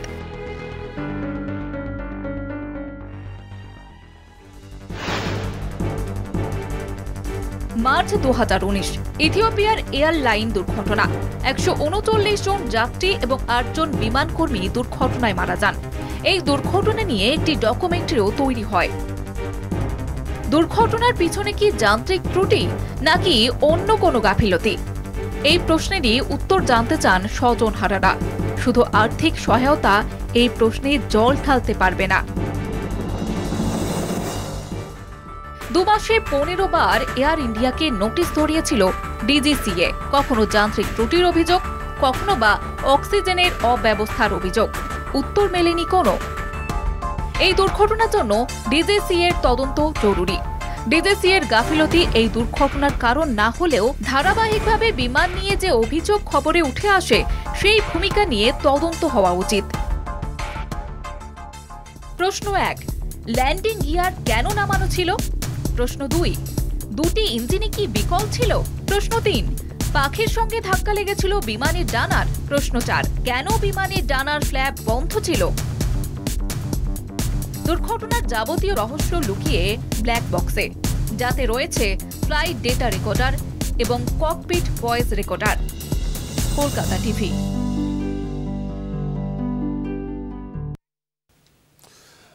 গাফিলতি হোক বা যান্ত্রিক ত্রুটি, কোনো প্রশ্নই ফেলে দেওয়ার মতো নয়। দুর্ঘটনায় কেউ আটকাতে পারে না, কিন্তু দুর্ঘটনা যাতে না হয় সেই জন্য তৈরি করা নিয়ম কি মানা হয়?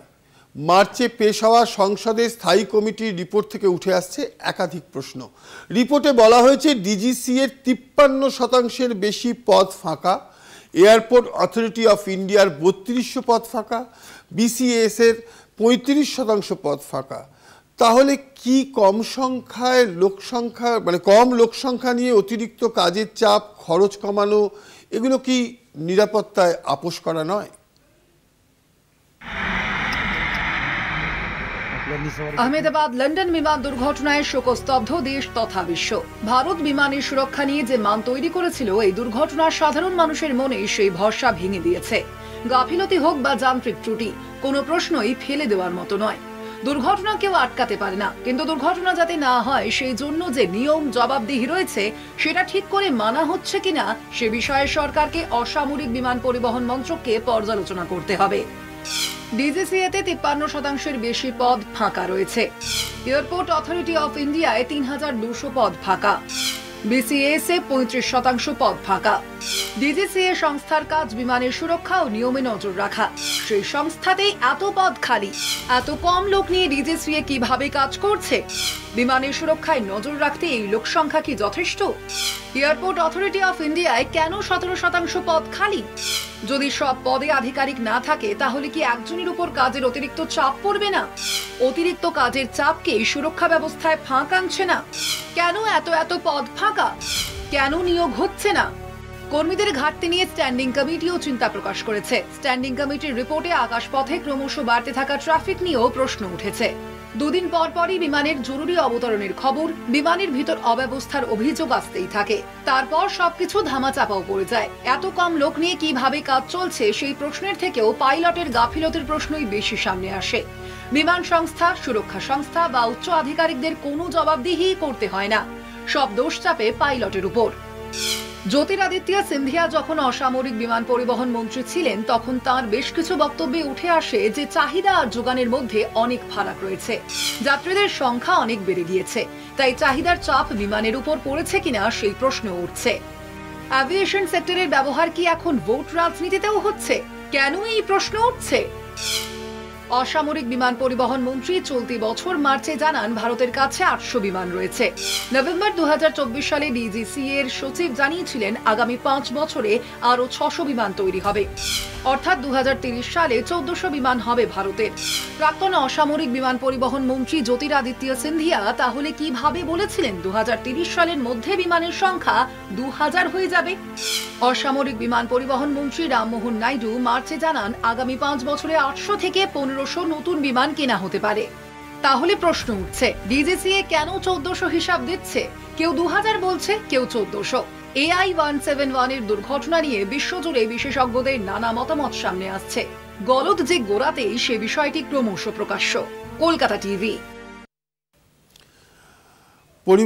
অসামরিক পরিবহন মন্ত্রী বলছেন যে 2000 হয়ে যাবে, ডিজিসিআই বলছে 600 হয়ে যাবে, কেউ বলছেন 3000 হয়ে যাবে।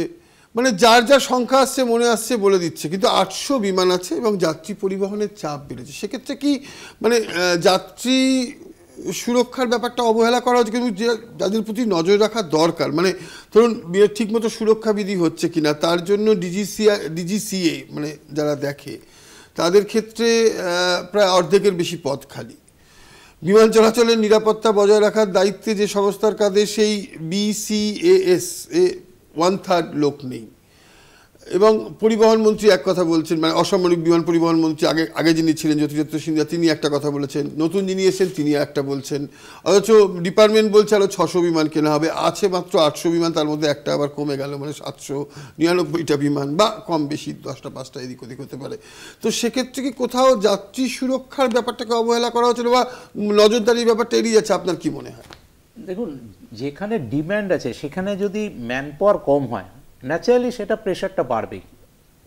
এটার সেজন্য কি হিউম্যান এরার? না, হিউম্যান এরারের প্রসঙ্গটা কিন্তু কোনো অবস্থাতেই, flight safety is the Paramount, এখানে কিন্তু হিউম্যান এরার হতেই মানে হওয়া একদমই উচিত না।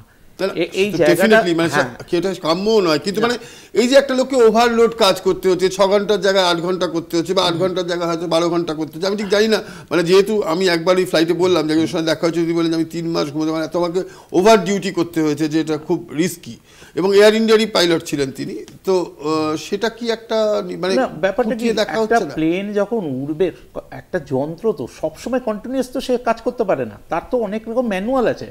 ফ্লাইট আমাদের তো সবকটা ম্যানুয়াল কি আজকের দিনে ফলো করা হচ্ছে? না, আমি বলতে চাইছি যে কোনো জাহাজের যে সার্ভিসিং ম্যানুয়াল, আপনি ধরুন ফার্স্ট লাইন সার্ভিসিং হলো, কোনো 100 আওয়ার সার্ভিসিং হয়, 200 আওয়ার, টোটাল ডিসমেন্টেল করে আবার তাকে লাগিয়ে নতুন মানে ইঞ্জিন লাগানো হলো, বিভিন্ন ধরনের সার্ভিসিং, মেজর সার্ভিসিং আছে। এই সার্ভিসিংগুলোতে আপনি যদি বলেন যে ম্যান পাওয়ার কম, সেক্ষেত্রে সার্ভিসিং যে পিরিয়ডের যে ডিউরেশনটা সেটা কিন্তু আর একটু বাড়ানো যায়, কিন্তু কোনো শর্টকাট হবে না। আমার বক্তব্যটা সেটা। আমি বলছি একবার আপনি টেক অফ করে গেলেন, তারপর কিন্তু আপনার হাতে কিছু নেই। আপনার একটা ভুল আপনাকে, আপনি তো প্রায় জন হেনরির মতো বলে দিচ্ছেন, মানে যে কাজটা যন্ত্র করবে সেটা মানুষ করবে, 100 লোকের কাজ একজন লোক করবে, এটা তো কখনো সম্ভব না। তার উপরে মেন্টাল প্রেসার আছে। না, আমি বলতে পারছি, আমি ধরে নিচ্ছি যে নিরাপত্তা ব্যবস্থায় সেই অর্থে কোনো মানে না, আমি প্রথমেই বললাম যে রিকোয়ারমেন্ট হয়তো ম্যাক্সিমাম, কিন্তু ধরুন একটা লোক যে 8 ঘন্টায় যে এফিসিয়েন্সি করবে, সেটা 16 ঘন্টা কাজ করলে সেই এফিসিয়েন্সি শেষ পর্যন্ত দিতে পারবে না। আমি তো প্রথমেই বললাম, যদি ভ্যাকেন্সি থাকে বা রিকোয়ারমেন্ট থাকে, সেটা তো ফুলফিল অবভিয়াসলি করা উচিত। কিন্তু আমি বলছি প্রেজেন্ট স্টেটে আজকের দিনে দাঁড়িয়ে যদি ধরুন আমার কাছে আমার 10টা লোক দরকার, কিন্তু আমি ওইভাবে দেখছি না। আমি যদি দেখি যে আমার কাছে 7টা লোক আছে, কিন্তু 7টা লোক দিয়ে 10টা লোকের কাজ করতে হবে, কিন্তু কোনো অবস্থায় এই ফ্লাইট সেফটি আমি হ্যাম্পার করব না। আমাকে সেইখানে কিন্তু টোটাল আমাকে যে কাজটা করতে হবে, তাতে যদি 7 দিনের জায়গায় 9 দিন লাগে লাগুক, কিন্তু আমি ফ্লাইট সেফটি কোনো কম্প্রোমাইজ নেই। আমার ফ্লাইট সেফটির ক্ষেত্রে কেউই কম্প্রোমাইজ করবে না, স্বাভাবিক ব্যাপার। কিন্তু এটাও কিন্তু মানে একটা দুর্ঘটনা না ঘটলে তো এই বিষয়গুলো ক্ষতি কখনো উঠতো না। ডিজিসিএ তে কত লোক কম আছে, বিসিএস এ কত লোক কম আছে, বা এই আলোচনাগুলোও হতো না। একটা দুর্ঘটনা যখন ঘটে, সেখান থেকে মানুষকে শিক্ষা নিতে হয় এবং সেগুলোকে, ত্রুটিগুলোকে অনেক দ্রুত বিষয়গুলোকে নিয়ে আসা হয়। যে কোনো জায়গায় ম্যান পাওয়ার যদি কম হয়, অবভিয়াসলি তার প্রেশার বাড়বে। আমি আশরাফের কাছে আসবো। মানে বিইং আ পাইলট, একদিন আমাকে বলেছিলাম, আমি জানি না ঘটনা সত্যি কিনা, যে কিছুদিন আগে অবশ্য আমরা দেখেছি যে একনাথ সিন্ধের প্রাইভেট পাইলট, যিনি সেদিন অনেকক্ষণ ডিউটি করেছে, আমার পক্ষে এখন আর ফ্লাইট চালানো সম্ভব নয়। মানে তারা নিজেরাই একটা জায়গায় গিয়ে রেজিস্ট্যান্স করে, এবং বিভিন্ন ক্ষেত্রে দেখেছি যে ওভারটাইমের জন্য স্ট্রাইক হচ্ছে, মানে কখনো কখনো খুব লিমিটেড পিরিয়ড, 1 দিন 2 দিন জরুরি পরিষেবা সেই জন্য। কিন্তু এই ধরনের প্রতিবাদ কিন্তু বারবার উঠে আসে, এবং সেটা কি কখনো কখনো কোনো জায়গায় ক্ষেত্রে একটা সমস্যা হতে পারে? হ্যাঁ, আপনি যেটা বলছেন যে এনাফ পর্যাপ্ত লোকজন আছে কি না বিভিন্ন, ধরুন ডিজিসিএতে, ধরুন আমাদের 800 এয়ারক্রাফট আছে ইন্ডিয়াতে। আপনি কম্প্যারিজন করুন চায়নার সঙ্গে, চায়নার 4000 এয়ারক্রাফট আছে, কিন্তু 800, মানে আমাদেরকে যেরকম আমাদের রানওয়ে বাড়ছে, যেরকম আমাদের এয়ারপোর্ট বাড়ছে, সেরকম আমাদের ম্যান পাওয়ারও সব কিছুতে বাড়া উচিত। ভ্যাকেন্সি তো ভর্তি করা উচিতই, ইভেন আমাদেরকে ট্রেন্ড ম্যান পাওয়ার বিভিন্ন জায়গায় রাখা দরকার। এই জন্য, বিকজ এখানে সেফটিকে কম্প্রোমাইজ করা যাবে না। যে যত ঘন্টা কাজ করার, আমরা ওয়ার্কারকে হয়তো 2 ঘন্টা বেশি কাজ করে নিতে পারি, কিন্তু পাইলটকে আপনি এখানে করাতে পারেন না, বা নিচে গ্রাউন্ড স্টাফকে করাতে পারেন না, কারণ একটা fatal mistake can cause to, a small mistake can cause to a big problem, যেটা মানে আপনি হয়তো বুঝছেন না, ছোট্ট একটা হয়তো প্রবলেম, কিন্তু সেটা বড় ম্যাগনিফাইড হয়ে যায়, কারণ দিস ইজ এভিয়েশন। এখানে মার্জিন অন এরার ইজ 0, মানে সেইভাবে আমরা সব কিছু দেখি।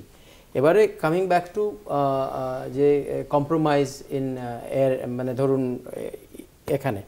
এখানে বিভিন্নভাবে কিন্তু খবর এসছে যে টাটা যখন এই এয়ারলাইনটা নিল এয়ার ইন্ডিয়া থেকে, তারপরে কিন্তু বিভিন্ন রকম কমপ্লেন আসছে যে ধরুন যে সেক্টরে 3টে বা 4টে পাইলট থাকার কথা ছিল, সে সেক্টরে 2টো পাইলটই কিন্তু করছে। ধরুন এই সেক্টর যেটা অ্যাক্সিডেন্ট হয়েছে, আগে আমি শুনলাম, ভেরিফাই করা দরকার আছে, যে এখানে 3জন পাইলট আগে যেত লন্ডনে, এখন সেখানে কিন্তু 2জন পাইলট যাচ্ছে। বিভিন্ন সেক্টরে কিন্তু একই জিনিস হচ্ছে। That's because more aircraft coming, কিন্তু লেস ম্যান পাওয়ার। এই সো ইটস একটা কোথাও না কোথাও একটা অ্যালিগেশন উঠে আসছে, হুইচ ইজ আগেন আমাদের ফান্ডিং এর গলদের কথাও আপনি বলছেন, যে মানে ইনভেস্টমেন্ট, মানে যে ধরুন আরো বেশি পাইলট বিদেশ থেকে নিয়ে আসা, সেক্ষেত্রেও একটা গলদের বিষয় আপনি কোথাও তুলে ধরছেন কোথাও না কোথাও। কারণ কেউ, এই প্রসঙ্গে আমি আমার পরের বিষয়ে আসবো, তার আগে আপনার কাছ থেকে করতে চাইছি যে মানে সেক্ষেত্রে কি কোথাও একটা মানে ঘাটতি থেকে যাচ্ছে? ইটস অন স্পেকুলেশন, যেটা আমরা শুনেছি বিভিন্ন জায়গা থেকে, যে একটা কস্ট কাটিংয়ের একটা জায়গায় চলে আসছে। সেটা সবাই এয়ারলাইনই করে, এই না যে একটা কোনো পার্টিকুলার এয়ারলাইন, সবাই করে, but It's not should be not at the cost of the safety. Exactly, শুধু পথ ফাঁকা নয়, রয়েছে ফান্ডিংয়েও গলদ। 25শে March parliamentary standing committee report দিয়ে সংসদে জানিয়েছিল যাত্রার নিরাপত্তা নিয়ে কেন্দ্রের বরাদ্দে অসঙ্গতি আছে। যে হারে দেশে একের পর এক বিমানবন্দর বাড়ছে তাতে নিরাপত্তার দিকেও নজর দেওয়া উচিত। 2025-26 সালে অসামরিক বিমান পরিবহন ক্ষেত্রে যে টাকা বরাদ্দ হয়েছে তাতে ভারসাম্যেরও অভাব রয়েছে। নিরাপত্তা খাতে অত গুরুত্ব কেন্দ্র দেয়নি। তাই শুধু পরিকাঠামো গড়লেই হবে না, প্রয়োজনীয় উদ্যোগও নিতে হবে। দেখুন, লন্ডন যাওয়ার পথে টেক অফের পরেই ভেঙে পড়েছে এয়ার ইন্ডিয়ার বিমান, আর সেই সঙ্গেই সামনে আসছে একাধিক প্রশ্ন উঠছে যাত্রী নিরাপত্তা নিয়ে, উড়ানের নিরাপত্তা নিয়ে। এ ব্যাপারে 3 মাস আগেই সতর্ক করেছিল পার্লামেন্টারি স্ট্যান্ডিং কমিটি। 25শে মার্চ রিপোর্ট জমা পড়ে সংসদে। সেখানে স্পষ্ট করে জানানো হয় বিমান যাত্রার নিরাপত্তা নিয়ে কেন্দ্রের বরাদ্দে অসঙ্গতি আছে। যে হারে দেশে একের পর এক বিমানবন্দর বাড়ছে তাতে নিরাপত্তার দিকেও নজর দেওয়া উচিত। 2025 থেকে 26 সালে অসামরিক বিমান পরিবহন ক্ষেত্রে যে টাকা বরাদ্দ হয়েছে তাতে ভারসাম্যের অভাব রয়েছে।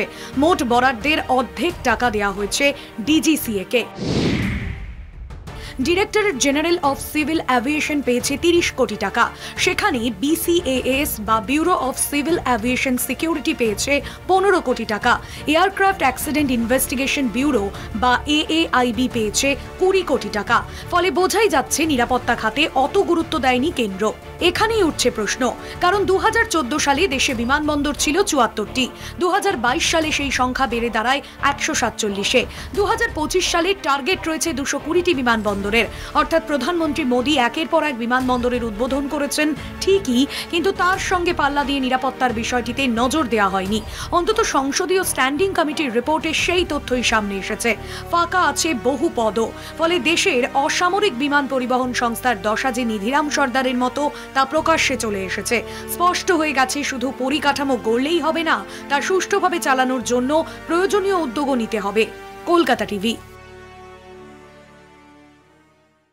দেবভূমে আবারও উড়ান বিপর্যয়।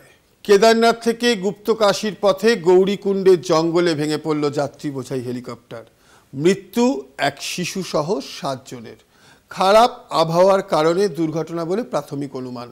দুদিনের জন্য কেদারনাথের হেলিকপ্টার পরিষেবা বন্ধের ঘোষণা উত্তরাখণ্ডের। দেখুন, আহমেদাবাদে বিমান দুর্ঘটনার রেশ কাটতে না কাটতেই ফের মাঝ আকাশে বিপত্তি। কেদারনাথ থেকে গুপ্তকাশী যাওয়ার পথে গৌরীকুণ্ডের জঙ্গলে ভেঙে পড়ল আরিয়ান এভিয়েশনের একটি হেলিকপ্টার। দুর্ঘটনায় মৃত্যু এক শিশুসহ 7 জনের। দেবভূমে হেলিকপ্টার দুর্ঘটনা অব্যাহত। 6 সপ্তাহে পরপর 5 বার দুর্ঘটনার কবলে পড়ল হেলিকপ্টার। কখনো যাত্রীবাহী কপ্টার, কখনো এয়ার অ্যাম্বুলেন্স কোনো না কোনো বিপর্যয়ের মুখোমুখি হচ্ছে। জানিয়ে কপালে চিন্তার ভাঁজ পড়েছে উত্তরাখণ্ড প্রশাসনের। ধারাবাহিক দুর্ঘটনায় সাম্প্রতিকতম সংযোজন রবিবার কেদারনাথ থেকে যাত্রীদের নিয়ে গুপ্তকাশীতে ফেরার পথে ভেঙে পড়ল যাত্রীবাহী হেলিকপ্টার। পাইলট সহ মৃত্যু হচ্ছে 7 জনের। মৃতদের মধ্যে রয়েছে এক শিশুও। প্রাথমিক অনুমান খারাপ আবহাওয়ার কারণেই ঘটেছে দুর্ঘটনা। 2রা মে থেকে কেদারনাথের দরজা পুণ্যার্থীদের জন্য খুলে দেওয়া হয়। তারপর এই নিয়ে পঞ্চমবার দুর্ঘটনার কবলে পড়ল তীর্থযাত্রী বোঝাই হেলিকপ্টার। 8ই মে চারধাম রুটে হেলিকপ্টার দুর্ঘটনায় 6 জনের মৃত্যু হয়। যাত্রীদের নিয়ে হেলিকপ্টারটি গঙ্গোত্রীর দিকে যাচ্ছিল। মাঝপথে নিয়ন্ত্রণ হারিয়ে তা উত্তর কাশীতে গড়ওয়াল হিমালয়ে খাদে পড়ে। দুর্ঘটনায় পাইলট সহ 6 জনের মৃত্যু হয়, তবে কপ্টারের একজন আরোহী বেঁচে গিয়েছিলেন। এই মর্মান্তিক দুর্ঘটনার মাত্র 4 দিন পরে বদ্রীনাথে আরও একটি হেলিকপ্টার দুর্ঘটনার কবলে পড়ে, তবে অল্পের জন্য সেই যাত্রায় রক্ষা পান আরোহীরা। 17ই মে চারধাম রুটে দুর্ঘটনার কবলে পড়ে একটি এয়ার অ্যাম্বুলেন্স। এমস ঋষিকেশ থেকে রোগীকে আনতে ওই চপারটি যাচ্ছিল কেদারনাথে। কেদারের হেলিপ্যাডে নামার সময় চপারের লেজ মাটির সঙ্গে ধাক্কা খায়। কেদার হেলিপ্যাডে চপারটি ক্র্যাশ ল্যান্ড করে। ভেতরে ছিলেন পাইলট, এক চিকিৎসক এবং এক নার্স। তারা কোনো রকমে অক্ষত অবস্থায় বেরিয়ে আসতে পেরেছিলেন। 7ই জুন একটি বেসরকারি সংস্থার হেলিকপ্টার রুদ্রপ্রয়াগের বডাসুতে ক্র্যাশ ল্যান্ড করে। ঘটনায় কেউ হতাহত হননি। দুর্ঘটনার পর চারধাম রুটে 2 দিনের জন্য হেলিকপ্টার পরিষেবা বন্ধ রাখার সিদ্ধান্ত নিয়েছে প্রশাসন। আবহাওয়ার পরিস্থিতি খারাপ থাকায় যাত্রী সুরক্ষার জন্য এই সিদ্ধান্ত বলে জানিয়েছেন উত্তরাখণ্ডের মুখ্যমন্ত্রী পুষ্কর সিং ধামি। बहुत दुखद घटना है। आज प्रातःकाल खराब मौसम के कारण एक हेलीकॉप्टर दुर्घटनाग्रस्त हो गया। मैं सबसे पहले तो जो दुर्घटना में जिनकी जान गई है जो हताहत हुए हैं उनके लिए भगवान से प्रार्थना करता हूँ। सभी एविएशन कंपनियां और डीजीसीए और यूकाडा और एआईबी सब मिलकर पहले एक बार पूरे आगे की हेली सेवा के लिए समीक्षा करें, तत्पश्चात ही हेली सेवा को चलाया जाए। आज और कल हेली सेवा नहीं चलेंगी। কেদারের দুর্গম পথে অনেক পুণ্যার্থী কপ্টারের ওপর ভরসা রাখেন। রবিবার 7 জনের মৃত্যুর পর যাত্রী নিরাপত্তা নিয়ে উঠেছে বড়সড় প্রশ্ন। কিভাবে এই ধরনের দুর্ঘটনা এড়ানো যায় তা খতিয়ে দেখছে প্রশাসন। কলকাতা টিভি। 6 সপ্তাহে 5 বার দুর্ঘটনা হেলিকপ্টারে, যদিও প্লেন এবং helicopter completely different technology, different. আমি জানি না যারা পাইলট তারা হেলিকপ্টার উড়াতে পারে কিনা, নলেজও নেই। হেলিকপ্টার আমি 1-2 বার চড়েছি। মানে হেলিকপ্টার দুর্ঘটনা কিন্তু মোটামুটি ভারতবর্ষে একটা ওই বাস দুর্ঘটনার মতো হয়ে গেছে। মানে কখনো উত্তরাখণ্ডে, কখনো মানালিতে, কখনো নর্থ ইস্টে। আগে তো নর্থ ইস্টে হামেশাই হতো, একজন মন্ত্রী গাছের মধ্যে পড়ে গিয়ে বেঁচে গেছিলেন। মানে এইটা, বা পবন হাংস আমি নিজেও 2-1 বার চড়েছি। মানে ওই খানিকটা ওই মানে কি বলবো, পবন হাংসের হেলিকপ্টার মানে প্লেন গাড়ি চললেই বলহরি টাইপের ব্যাপার আর কি একটা। তো এটা কেন হয় না, এটা কেন হয় মানে এটা থেকে এত দ্রুত, মানে প্রায় বাস ট্রেন অ্যাক্সিডেন্টের মতোই হয়ে গেছে। না না, সব সময় যে হচ্ছে তা না। ব্যাপারটা হচ্ছে যে দেখুন 8ই মে থেকে 15ই জুন 5 বার এই ইনসিডেন্ট হয়েছে। এটা খুব রিমার্কেবল, মানে খুবই আমাদের এটা প্লেন গাড়ি চললেই বলহরি এরকম টাইপের একটা ব্যাপার আর কি। না, এর পেছনে কারণগুলো আমাদের ভাবতে হবে। মনে হচ্ছে আপনাকে দেখতে হবে যে হিল ট্রেনে, যেখানে আমরা একদম ধরুন হাই অল্টিটিউডে যেখানে পাহাড় আছে, ওখানে কিন্তু আমাদের আবহাওয়া কিন্তু একটা বিরাট ফ্যাক্টর। আবহাওয়া আপনি দেখবেন এখন পুরো ক্লিয়ার, কিছুক্ষণ বাদে একদম দেখবেন টোটালি ভিজিবিলিটি 0 হয়ে যায়। এবার কথা হচ্ছে যে এটা হচ্ছে আপনার যে হেলিকপ্টার যে চপার নিয়ে যাচ্ছে তার অ্যাসেসমেন্টের উপর অনেক কিছু নির্ভর করে। এইখানে কি হয়েছে সেটাও কিন্তু আমি আবার প্রথম একই কথা বলবো যে ফ্লাইট ডাটা রেকর্ডার আর সিবিআরই বলবে যে আসল প্রবলেম কোথায়। আমরা সবাই যদি ধরে নিচ্ছি ম্যাক্সিমাম ক্ষেত্রে 95% যে আবহাওয়াটা খারাপ, কিন্তু আবহাওয়ার সাথে সাথে অনেকগুলো কাজও করে, যেমন যান্ত্রিক ত্রুটিও হতে পারে। আমাদের সব কিছুর সিস্টেমের কিন্তু একটা স্ট্যান্ড বাই থাকে। হাইড্রোলিক সিস্টেম আমরা যেমন বলছি, মেইন হাইড্রোলিক সিস্টেম যদি ফেল হয়ে যায়, আমাদের একটা ডুপ্লিকেট হাইড্রোলিক সিস্টেম আছে। যেরকম আপনি দেখলেন যে ওই আপনি ওখানে যেরকম এপিউর মতো, ওরাও কিন্তু একটা মিনিমাম মিনিমাম কন্ট্রোল করার জন্য, যাতে করে সেফলি ল্যান্ড অন্তত করতে পারে, সেই কাজটা করে। কিন্তু আপনি যদি দুটো হাইড্রোলিক সিস্টেমই যদি at a time both failure হয়ে যায়, ধরুন তেল বেরিয়ে চলে গেল, তখন আপনি কিন্তু কোনোভাবে রোটারি উইংয়ের কোনো হেলিকপ্টারকে মানে কন্ট্রোল করা খুব মুশকিল ওই অটো রোটেশন ছাড়া। এইবার কথা হচ্ছে যে আমরা এখানে ধরে নিচ্ছি, আমরা সব জায়গায় দেখছি মোটামুটি যে হ্যাঁ একটা আবহাওয়া খারাপের জন্য হয়েছে।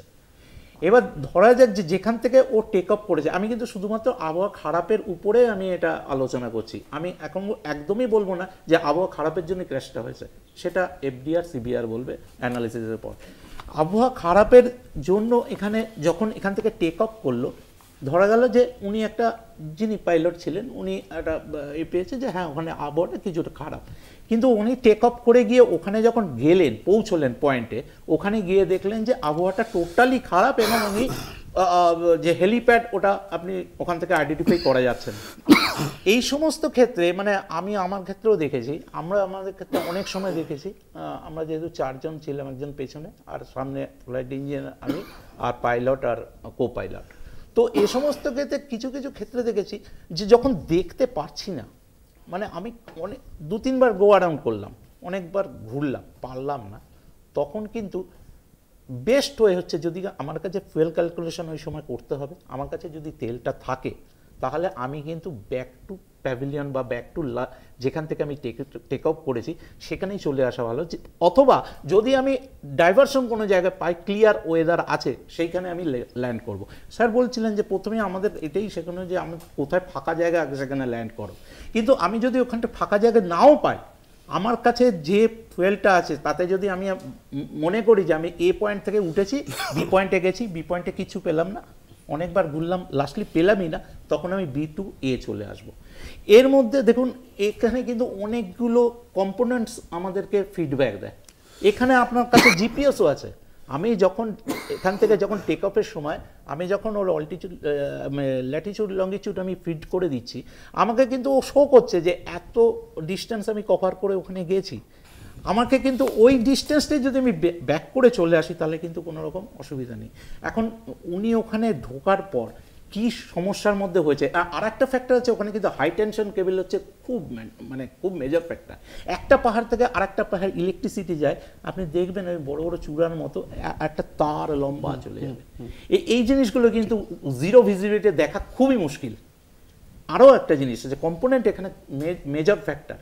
কিছু কিছু জায়গায় ফ্লাইংয়ে দেখবেন, আমি আগেও এটা ডিসকাস করেছি, রেডিও আল্টিমিটার বলে একটা কম্পোনেন্ট আছে, কিন্তু খুবই আমাদের কাজে দেয়। রেডিও আল্টিমিটার হচ্ছে আপনি যেটা সেট করবেন ওর যে নিয়ারেস্ট ট্রেন, মানে ওখান থেকে যে ও ভূমি যে জায়গাটা পাচ্ছে ওইটা যদি আপনি সেট করে দেন 300 মিটারের মধ্যে, ও যেই 300 নিচে ধরুন আপনি 170-এ করলেন, তাহলে আপনি জানবেন যে আমি তো দেখতে পাচ্ছি না ক্রমশ নেমে যাচ্ছে, হেলিকপ্টার যে 170 এসে গেল কোনো পাহাড়ের চূড়ার নিচে, ও কিন্তু আপনাকে audio as well light signal দেবে, রেড বিপ বিপ বিপ করবে, আপনাকে জানাচ্ছে যে ইউ আর ডিসেন্ডিং বিলো 170। তাহলে সেক্ষেত্রে আপনি আবার হাইট গেন করবেন। তো এইখানে এই ব্যাপারগুলো আছে যে এখানে ভিজিবিলিটি যদি জিরো হয়, তুমি হাইট গেন করো, হাইট গেন করে বেরিয়ে আসো ওই জায়গাটা থেকে। এখন উনি ওখানে কিভাবে মানে ক্র্যাশটা হলো সেটা তো তদন্ত সাপেক্ষ। মানে সেই ব্ল্যাক মোমেন্ট লুকিয়ে রয়েছে ব্ল্যাক বক্সে।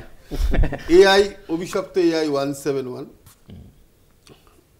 কি মনে হচ্ছে ফাইনাল, মানে একটা অভিজ্ঞ পাইলট হিসাবে কি কারণ, কি বলবেন? দেখুন, যতক্ষণ না ইনভেস্টিগেশন কমপ্লিট হয় কারোরই সার্টেনভাবে বলাটা ঠিকও না, আর বলাটা উচিতও না, আর বলতেও পারবে না। আমরা আমাদের অভিজ্ঞতা দিয়ে আমরা থিওরি বলতে পারি যে this is the probable cause, এটা 1 নম্বর, এটা 2 নম্বর কজ হতে পারে। সেই জায়গায় থেকে আমি আমার অভিজ্ঞতা দিয়ে যেটা আমি বলবো, প্রথম ক্লজটা হচ্ছে যে এখানে যেটা আমি দেখছি দুটো ইঞ্জিন ফেলিওর, আর এই 425 মিটারে গিয়ে পড়া, ইটস ভেরি লেস লাইকলি যে কোনো ইঞ্জিন এখানে দুখানা ইঞ্জিন একসঙ্গে ফেল হয়েছে, কারণ একটা ইঞ্জিনেও চলে যাবে। এটা 70,000 পাউন্ড আপনার থ্রাস্ট আছে একটা ইঞ্জিনে, হুইচ ইজ কোয়াইট পাওয়ারফুল। তো দুটো ইঞ্জিন একসঙ্গে ফেল হওয়া এটা মানে নেক্সট ইম্পসিবল। মানে হয়েছে আগে, ইয়েস হয়েছে, বাট ভেরি আনলাইকলি। তাহলে আমার কনক্লুশন কি, যে what could have happen?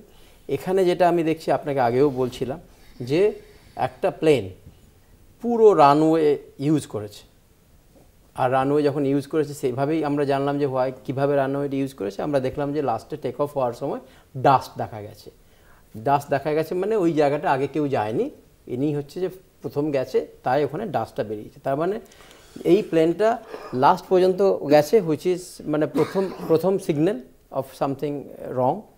Second signal হচ্ছে যে আন্ডার ক্যারেজটা কিন্তু পুরো অ্যাক্সিডেন্ট হওয়া পর্যন্ত আন্ডার ক্যারেজটা কিন্তু ভেতরে ঢোকেনি। অ্যাট দ্য সেম ফ্ল্যাপটাও তুলে নিয়েছে, সেটা আমরা হয়তো ওই ভিডিওতে অত স্পষ্ট না, বাট এইটা তো মানে ক্লিয়ার যে এটা ওঠেনি। তো আমরা যতজন পাইলট মিলে যে আলোচনা করে একটা জায়গায় এসেছি, সেটা হচ্ছে যে এয়ারক্রাফট ফর সাম রিজন এতে হিউম্যান এরার হতে পারে। সেটা কোথায় হতে পারে আবার আমি বলছি যে এটা আমি পুরো লুকটা দিচ্ছি আপনার, তাহলে বোঝাতে একটু সুবিধা। এটা আমি আলাদা করে ভিডিও গ্রাফিক্স করেছি। পিসিআরকে অনুরোধ করবো প্রথম থেকে লুকটা একবার দিতে, তাহলে it could be easier for you. যেখানে যেখানে উনি মানে পজ করতে বলবেন সেটা একটু পজ। হ্যাঁ, এখানে দাঁড়ান, এইখানটা হচ্ছে দিস ইজ কল ফ্ল্যাপস। এইটা হচ্ছে যে আপনার ফ্ল্যাপ, সেইটা নামানো এখানে দেখা যাচ্ছে, এই যে ব্লু এটা দেখাচ্ছে যে এটা নেমে আছে। আর এটা হচ্ছে যে আপনার আন্ডার ক্যারেজ, মানে হচ্ছে যে ওই চাকা, যেটা হচ্ছে যে রিট্রাক্ট হয়ে যাওয়া উচিত একটু উঠে গেলে, মানে 50 ফিট 60 ফিট উঠে গেলে এটা উঠে যাওয়া উচিত। আর এইটা কিন্তু থাকা দরকার, লিফটটা পাওয়ার জন্য এইটা কিছুটা হাইট পর্যন্ত যে থাকা দরকার। এই 400 মিটার পর্যন্ত, 400 ফিট পর্যন্ত তো ডেফিনেটলি থাকা দরকার। যেটা আমরা দেখছি, যদি আপনার হচ্ছে যে আপনি পুরোটা রানওয়ে নিয়েছেন, মানে অবভিয়াসলি আপনি থ্রাস্ট পাচ্ছেন না ফ্রম দ্য বিগিনিং। তাহলে যখন আপনি রানওয়েতে যাচ্ছেন, পুরো রানওয়ে ইউজ করেছেন, সেখানে সামথিং রং। বাট যেটা আপনাকে বলছিলাম যে একটা স্পিড আছে, সেই স্পিডটা আমরা বলি V1 মানে ওই স্পিড এখানে এই পার্টিকুলার এয়ারক্রাফটে সেটা ছিল 158 নটস। তো 158 নটস যাওয়ার পরে পাইলট চাইলেও কিন্তু আর দাঁড়াতে পারবে না, পাইলটকে টেক অফ করতে হবে। সে যদি একটা ইঞ্জিনও থাকে, দুটো ইঞ্জিনও ফেল হয়, আমাদেরকে টেক অফ করতেই হবে, কারণ we don't have enough runway to stop. তাহলে এই ক্ষেত্রে তার মানে পাইলট যদি V1 পেয়েই থাকে আর তারপরে যদি অতটা রানওয়ে ইউজ করেছে, সামথিং রং, যেটা যেটা যেটা আমাদের দক্ষ অভিজ্ঞতা বলছে। সেকেন্ডলি, আর এটা তখনই হতে পারে যদি ইঞ্জিন ফেল হয়, বাট ইঞ্জিন ফেল হলেও তো প্লেনটা দাঁড়ানো উচিত ছিল। আর একটা হচ্ছে যে কনফিগারেশন। স্ল্যাক্সটা কি? স্ল্যাক্স এটা হচ্ছে সামনে, একটা হচ্ছে যে পেছনে এইটা হচ্ছে যে আপনার এই ফ্ল্যাপস, আর সামনে আছে ওই একই জিনিস, সামনেও বেরোয়, ওইটা হচ্ছে স্ল্যাক্স। তাহলে এই দুটো কিন্তু সিমিলার কাজ করে আপনাকে লিফটটা জেনারেট করার জন্য।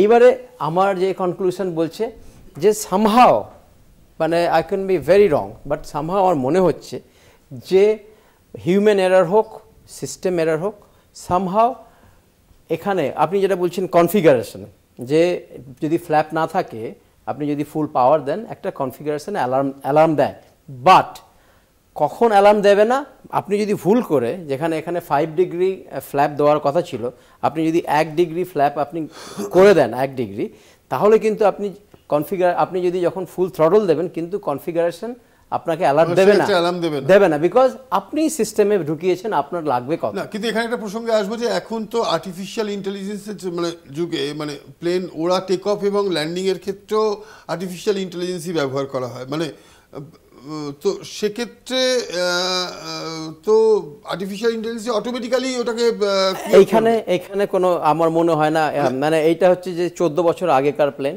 এখানে ওই আর্টিফিশিয়াল ইন্টেলিজেন্সের কোনো এই আপাত দৃষ্টিতে মনে হচ্ছে না কোনো কিছু আছে। এটা সিস্টেমটা কিন্তু পুরনো, বাট পুরনো বলে এই না 14 বছর, এটা ভেরি লং, মানে হ্যাঁ, এটা 30 বছর 35 বছর পর্যন্ত প্লেন চলে। তো এখানে 11 বছর পুরনো প্লেন, যেটা অ্যাক্সিডেন্ট হয়েছে 11 ইয়ার্স ওল্ড, তো রিলেটিভলি নিউ, মানে প্লেনের বয়স দেখলে নতুন, অতটা পুরনোও না। ফলে এখানে যেটা আমার কনক্লুশন, আপনি যদি আমাকে জিজ্ঞেস করেন প্রাইভেটলি, মানে পার্সোনালি, যে কি হতে পারে, এখানে হিউম্যান এরর আমি দেখতে পাচ্ছি, আমরা this is probable cause also. সেটা কিভাবে, যে সিস্টেমে যদি আমরা ভুল করে থাকি, যে ধরুন আপনার 60 টন তেল নিয়ে যাচ্ছেন, সেখানে আপনি লিখে দিচ্ছেন 6, তখন কিন্তু আপনি যখন টেক অফ করবেন, আপনার ইঞ্জিন কিন্তু আপনাকে লেস থ্রাস্ট দেবে, অলদো আপনি ফুল থ্রটল করেছেন, তাও কিন্তু ধরুন আপনাকে 65% থ্রাস্ট দিচ্ছে, কিন্তু আপনি ভাবছেন আমি যাচ্ছি। কো-পাইলটের তো কাজ হচ্ছে লিভারটাকে মানে তোলা, মানে যতটুকু আমি মানে এই কদিনে আমি আগে পাওয়ারে আসছি, তারপরে লিভারে আসবো। আগে তো পাওয়ার, কারণ ওই যে ফুল রানওয়ে কেন ইউজ করলো সেটার ব্যাখ্যাতে আমি আসছি, যে ফুল রানওয়ে তখনই ইউজ হয় যখন পাইলট থ্রাস্ট পাচ্ছে না, কিন্তু এগিয়ে যাচ্ছে, পুরো রানওয়ে ইউজ করছে। যখন দেখছে রানওয়ে শেষ হয়ে গেছে, তখন ওনার আর কি আছে, দেন উনি হয়তো এই যে কাইনেটিক যে এনার্জিটা আছে ওইটাকে লিফট হিসেবে আরো পুল করলো, এটা প্লেনটা উঠে গেল, কিন্তু continue speed is like rocket. হ্যাঁ, আপনি মানে ওই স্পিডটাকে আপনি লিফটে কনভার্ট করলেন, যে স্পিড আছে, আপনি একটু যদি এটাকে মানে লিফট করেন না, কিন্তু ওরকম একটা সিচুয়েশনে মানে উনাকে লিফট করেছেন, কিন্তু উনি মানে অটোমেটিক্যালি তো কো-পাইলট যেহেতু নিশ্চয়ই বলছে যে কিছু অসুবিধা হচ্ছে বা থামানো যাচ্ছে না প্লেনটাকে, তাহলে তো মানে এই যে তলার যে চাকাগুলো তুলে নেওয়া উচিত ছিল। এইবারে দেখুন, যদি আপনি একটা ট্রমা একটা জাস্ট ক্রস করলেন, this is a trauma, this is a stress লেভেলটা অনেক হাই হয়ে যায়। ধরুন আপনি অ্যাজ আ পাইলট, আপনি একটু সিচুয়েশন অ্যাওয়ারনেসটা একটু চিন্তা করার, মানে ভিজুয়ালাইজ করুন। আপনি যাচ্ছেন, আপনার হচ্ছে যে 3500 মানে 3400 আপনার রানওয়ে মিটার, সেখানে আপনার হয়তো দরকার 2000 এরিয়া, আপনার 2200-2200 মধ্যে আপনি প্লেনটা উঠে যাওয়া দরকার ছিল। আন্ডার ক্যারেজ, যেটা আমি এখানে নিয়ে আসতে বলি, হোল্ড করতে বলছি পিসিআর কে, আরেকবার ব্যাক করো। হ্যাঁ, এই যে দেখছেন আন্ডার ক্যারেজ, এটা কিন্তু আপনার ভেতরে উঠে যাওয়া দরকার 50 থেকে 60 ফিট ওঠার পরে। এইটা যদি না ওঠে, it's a probable cause for your enough drag, মানে ড্র্যাগটাকে আপনি বাড়িয়ে দেবে, কিন্তু তাহলে আপনি লিফটটা কম পাবেন।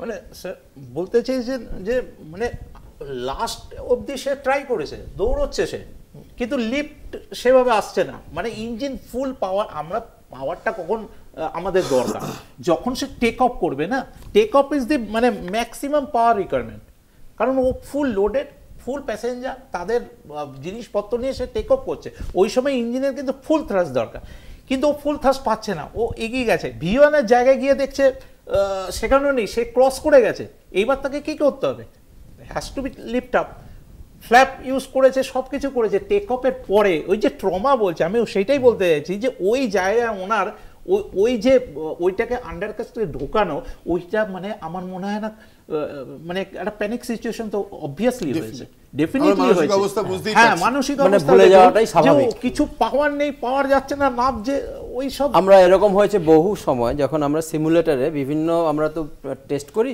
যে একটা engine fail, double engine fail, কি করবে, মানে বহু সময় হয়েছে যে আন্ডার ক্যারেজের সবার কথা ভুলেই গেছে, যে আন্ডার ক্যারেজ তুলতে হবে, ভুলেই গেছে। তাও তো উনি মেডে কল দিয়েছেন, এটা একটা বিশাল ব্যাপার, যে thrust not getting thrust and descending, মানে এটা একটা বিরাট ব্যাপার, মেডে কল দিয়ে। বাট কামিং ব্যাক, এইটা আমরা যখন ইনভেস্টিগেশন শেষ হবে তখনই ওই ব্ল্যাক বক্সের ওই ডাটা রেকর্ডার এন্ড ভয়েস রেকর্ডারই ব্ল্যাক মোমেন্ট লুকিয়ে আছে, ব্ল্যাক বক্স।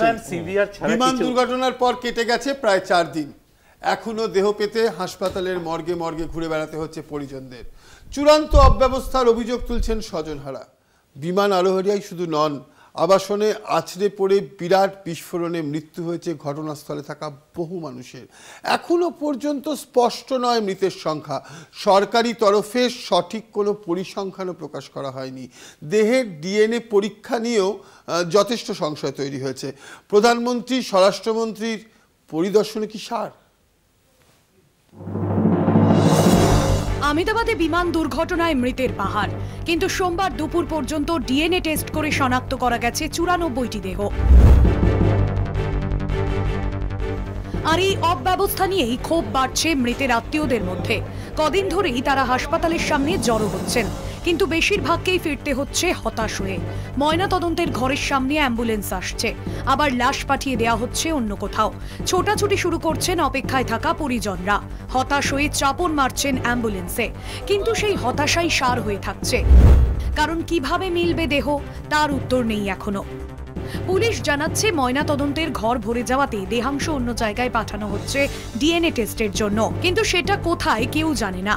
প্রশাসন থেকে বলা হচ্ছে টোল ফ্রি নম্বরে ফোন করুন, কিন্তু বেশিরভাগ সময়ই সেখানে ফোন ধরার বা উত্তর দেওয়ার কেউ থাকছে না। জানা যাচ্ছে ময়নাতদন্তের ঘরে ডাই করে রাখা আছে লাশের পাহাড়। কিভাবে তা পরিজনদের হাতে তুলে দেওয়া হবে বা কিভাবে ডেথ সার্টিফিকেট দেওয়া হবে তার কোনো নির্দিষ্ট পরিকল্পনাই নেই। শুধু ডিএনএ টেস্ট করে শনাক্তের অপেক্ষা। গুজরাট সরকারের এই পদ্ধতি নিয়েই প্রশ্ন তুলছেন অনেকে। দিল্লি এইমসের ফরেন্সিক বিভাগের প্রধান ডক্টর সুধীর মিশ্র ইন্ডিয়ান এক্সপ্রেসকে জানিয়েছেন, সবকিছু শনাক্তকরণের জন্য ডিএনএ টেস্টের দরকার পড়ে না। বিমানে যখন যাত্রীদের ভেরিফাইড লিস্ট ছিল, তখন যাত্রীদের পূর্ণাঙ্গ বিবরণ ও তাদের সিট নম্বরের ফটোগ্রাফিক চার্ট তৈরি করা যেত। কেউ যদি অন্যত্র বসে থাকে তাহলে হাড়ের রেকর্ড খতিয়ে দেখে শনাক্ত করা সম্ভব। ডক্টর গুপ্তের মতে, দেহ দগ্ধ হলেও হাড় অনেক সময় অক্ষুণ্ণ থাকে, এক্স-রে করে সেই ছবি তুললেই অনেক কিছু বের করা যায়। কিন্তু প্রশাসন এয়ার ইন্ডিয়ার বিমান দুর্ঘটনার ক্ষেত্রে কি করছে তা নিয়ে প্রশ্ন উঠছে। স্থানীয়দের অভিযোগ, সরকারিভাবে মৃতের সংখ্যা কম করে দেখানোর চেষ্টা চলছে। ডাক্তারদের হোস্টেলে অনেকের মৃত্যু হয়েছে স্থানীয় মানুষজনেরও, কিন্তু তা চাপা দেওয়ার চেষ্টা হচ্ছে। সে কারণেই কি ডিএনএ নিয়ে বিভ্রান্তি? প্রশ্ন ঘুরছে গুজরাটে। এই প্রশ্ন আরো বেশি করে আসছে কারণ দুর্ঘটনার পর এলাকায় পৌঁছে গিয়েছেন স্বয়ং প্রধানমন্ত্রী, তড়িঘড়ি গিয়েছেন কেন্দ্রীয় স্বরাষ্ট্রমন্ত্রী থেকে অসামরিক বিমান পরিবহন মন্ত্রী। কিন্তু তাদের সেই সফরের নিটফল কি? মানুষের ভোগান্তি যদি এভাবে হয় তাহলে কি নির্দেশ দিলেন প্রধানমন্ত্রী? নাকি শুধু ইমেজ বজায় রাখতেই ছুটে যাওয়া? ক্ষোভের সঙ্গেই সার্বিক অব্যবস্থা নিয়ে এই প্রশ্ন ছুড়ে দিচ্ছেন মৃতের আত্মীয়রা। কলকাতা টিভি। 10 মিনিটের দেরি যেন তার কাছে আশীর্বাদ হয়ে নেমে এসেছে। তিনি গুজরাটের ভারুচের ভূমি চৌহান মিস করেছিলেন AI-171। ওই অভিশপ্ত বিমানে যাওয়ার কথা ছিল তারও, কিন্তু তীব্র যানজটে আটকে নিরাপত্তা চেকিংয়ে 10 মিনিট দেরিতে পৌঁছন, তাই মিস হয় ফ্লাইট। তারপর সেই 10 মিনিট লেট তাকে ফিরিয়ে দিয়েছে তার জীবন। কথায় আছে রাখে হরি মারেকে, যার জলজ্যান্ত প্রমাণ আহমেদাবাদ লন্ডনগামী বিমান দুর্ঘটনায় একমাত্র জীবিত যাত্রী বিশ্বাস কুমার রমেশ। বিমানে থাকা 242 জনের মধ্যে 241 জনই মৃত। তবে ম্যাজিক্যাল 11A সিট রমেশের জন্য মিরাক্কেল করে দিয়েছে। তবে শুধু রমেশ নন, প্রাণে বেঁচেছেন আরও একজন। বিমানে না উঠলেও সেই বিমানের যাত্রী তালিকায় নাম ছিল তারও, তিনি ভূমি চৌহান। মাত্র 10 মিনিট, আর এই 10 মিনিটের দেরি ভূমির জীবনে আশীর্বাদের কাজ করেছে। যে ট্রাফিক জ্যামে মানুষ তিতি বিরক্ত, সেই যানজটই ভূমিকে সেই অভিশপ্ত বিমানে উঠতে দেয়নি। এই অভিশপ্ত উড়ানেই তার লন্ডন যাওয়ার কথা ছিল। 10 মিনিট লেট করে ফেলেন, সেই কারণে বোর্ডিং পাস পাননি তিনি। ফ্লাইট মিস করার ফলে তিনি হতাশ হয়ে এয়ারপোর্টে কিছুক্ষণের জন্য দাঁড়িয়ে থাকেন এবং কয়েক মিনিটের মধ্যে জানতে পারেন তার যে প্লেনে যাত্রা করার কথা ছিল সেই প্লেনটাই ভেঙে পড়েছে।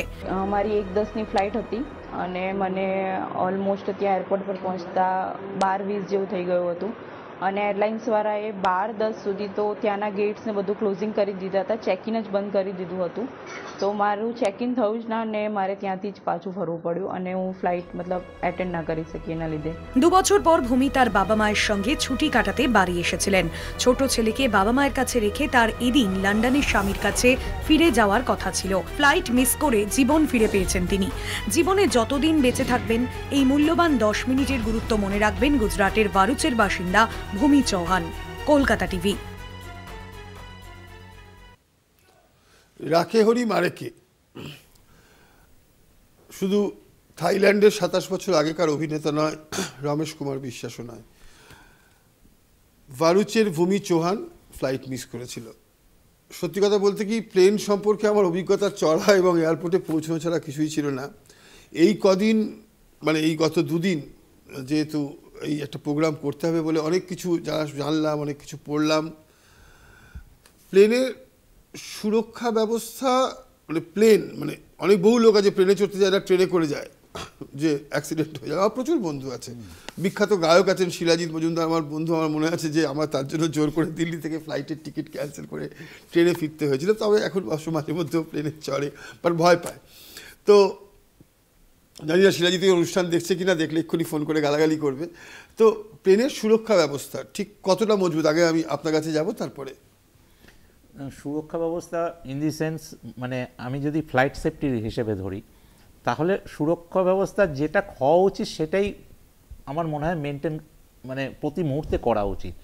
না মানে কতটা নিরাপদ, মানে অ্যাক্সিডেন্ট তো ধরুন মানে একটা অদ্ভুত বিষয়, যেমন একটা প্রশ্ন করবো আমি, সেটা যখন ইন্ডিগো যত ফ্লাইট আমি যা দেখেছি, আমি জানি না, ওদের সব A321, এয়ার ইন্ডিয়া কিন্তু বোয়িংও আছে, 321ও আছে, এয়ারবাসও আছে, ছোট বিমানও আছে, এয়ার ইন্ডিয়া এক্সপ্রেসে ছোট ছোট বিমান থাকে। তো সেক্ষেত্রে ধরুন একটা লোক যাকে বোয়িংয়ের টেকনিক্যাল জিনিসটা জানতে হচ্ছে, তাকে হয়তো এয়ারবাসটাও জানতে হচ্ছে, বা আমি জানি না মানে সিস্টেমটা কি ঠিক, কিন্তু মানে একই রকম তো ডেফিনেটলি হবে না, প্রত্যেকটা বিমানে আলাদাই হওয়া উচিত। মানে কোথাও একটা ইঞ্জিন, কোথাও 4টে ইঞ্জিন। আমার একটু আগে আশরাফ আমাকে বোঝাচ্ছিলেন যে থাই এয়ারওয়েজের 4টে ইঞ্জিন, মানে ডবল ডেকার যে ফ্লাইটটা চলেছে কি 4টে ইঞ্জিন আছে, আমি জানতাম না। তো সেই কারণেই জিজ্ঞেস করছি মানে যে এইটা কি একটা কারণ বলে আপনার মনে হচ্ছে যে এই কারণ মানে আজকেও একটা দুর্ঘটনা ঘটতে ঘটতে বেঁচেছে হংকংয়ে, বা মানে আমি বলতে চাইছি যে দেখুন ফ্লাইং যারা করে না, ফ্লাইং যারা করে তাদের কিন্তু ভারত সরকার তো বিমানগুলো কিনেছে, যখন যে যেটা পেরেছে, যেরকম বুঝেছে সেরকম কিনেছে। কখনো কেউ A321 কিনেছে, কেউ বোয়িং কিনেছে, কখনো সিঙ্গেল ইঞ্জিনের বিমান কিনেছে, কখনো ডবল ইঞ্জিনের কিনেছে।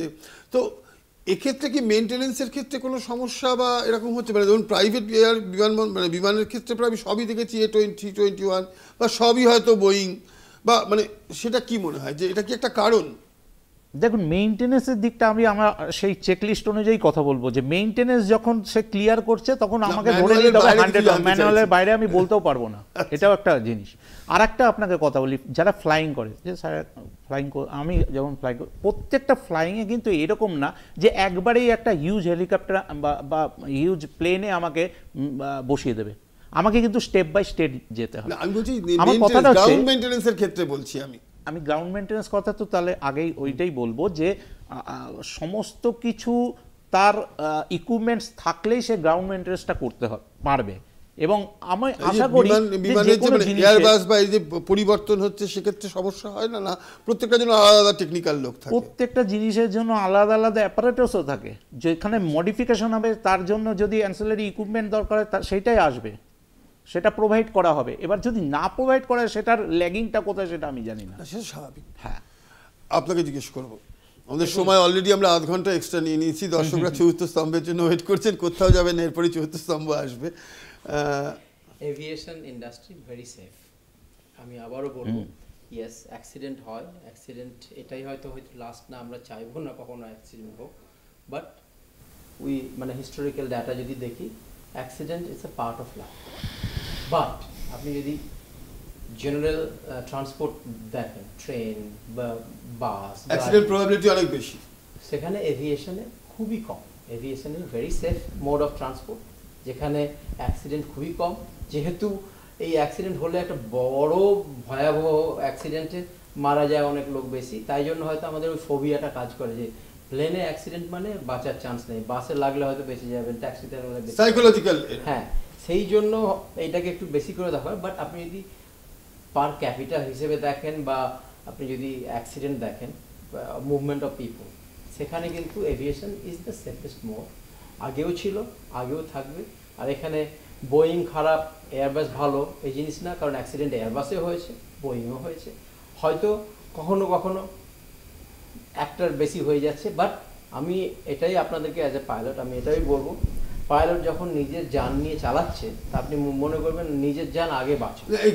ফলে pilot is very very sure of the aircraft, তবেই না চালায়, না হলে কেউ ওই স্যালারির জন্য। এবং তাকে দায়িত্বটা পাইলটকে দিচ্ছে, যারা দিচ্ছে তারা কিন্তু অনেক বুঝে শুনেই দিচ্ছে, এরকম না যে হট করে তাকে বসিয়ে, যে তার পরিপূর্ণ জ্ঞান, তার অভিজ্ঞতা আছে, সে শেষ পর্যন্ত চাইবে বাঁচাতে, পেছনে যারা আছে তাদেরকে ফেলে যাবে না।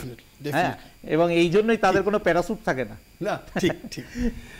একটা ডিএল রায়ের ছোট্ট কবিতা, নৌকো ফিশন ডুবিছে ভীষণ, রেলে কলিশন তাই, শুয়ে শুয়ে কষ্টে বাঁচিয়া রহিল নন্দলাল, বলিল সকলে ভেলারে নন্দ, বেঁচে থাক চিরকাল। দুর্ঘটনা যে কোনো জায়গায় হতে পারে, প্লেনেও হতে পারে। যে সময় কবিতা লেখা তখন হয়তো বিমান পরিবহন শুরু হয়নি, তাহলে বিমান নিয়েও হয়তো ডিএল রায় কিছু লিখতেন। বিমান পরিবহন যথেষ্ট সুরক্ষা এবং অনেক বেশি সেফটি সিকিউরিটি মেজারমেন্ট করেই হয়। একটা দুর্ঘটনা হলে অনেকগুলো বিষয় উঠে আসে, কিন্তু দুর্ঘটনা কখনোই কাম্য নয়। যে সমস্ত গাফিলতি বা গলতি এখনও পর্যন্ত ভারত সরকার বা ডিজিসিআই বা বিএসএস এর শূন্য পদ আছে, সেগুলো অতি অবিলম্বে পূরণ হোক, যাতে দুর্ঘটনার যেটুকু হচ্ছে 0.01% সেটুকু যদি হয়, সেটাও আমাদের কাছে কাম্য। একটু পরেই আসবেন চতুর্থ স্তম্ভে ইন্দ্রাণীর সঙ্গে, আপনারা দেখুন, কোথাও যাবেন না। আমি শেষ করলাম, জনতা জানতে চায়, আর আপনাদের সঙ্গে আমি পৌঁছলাম।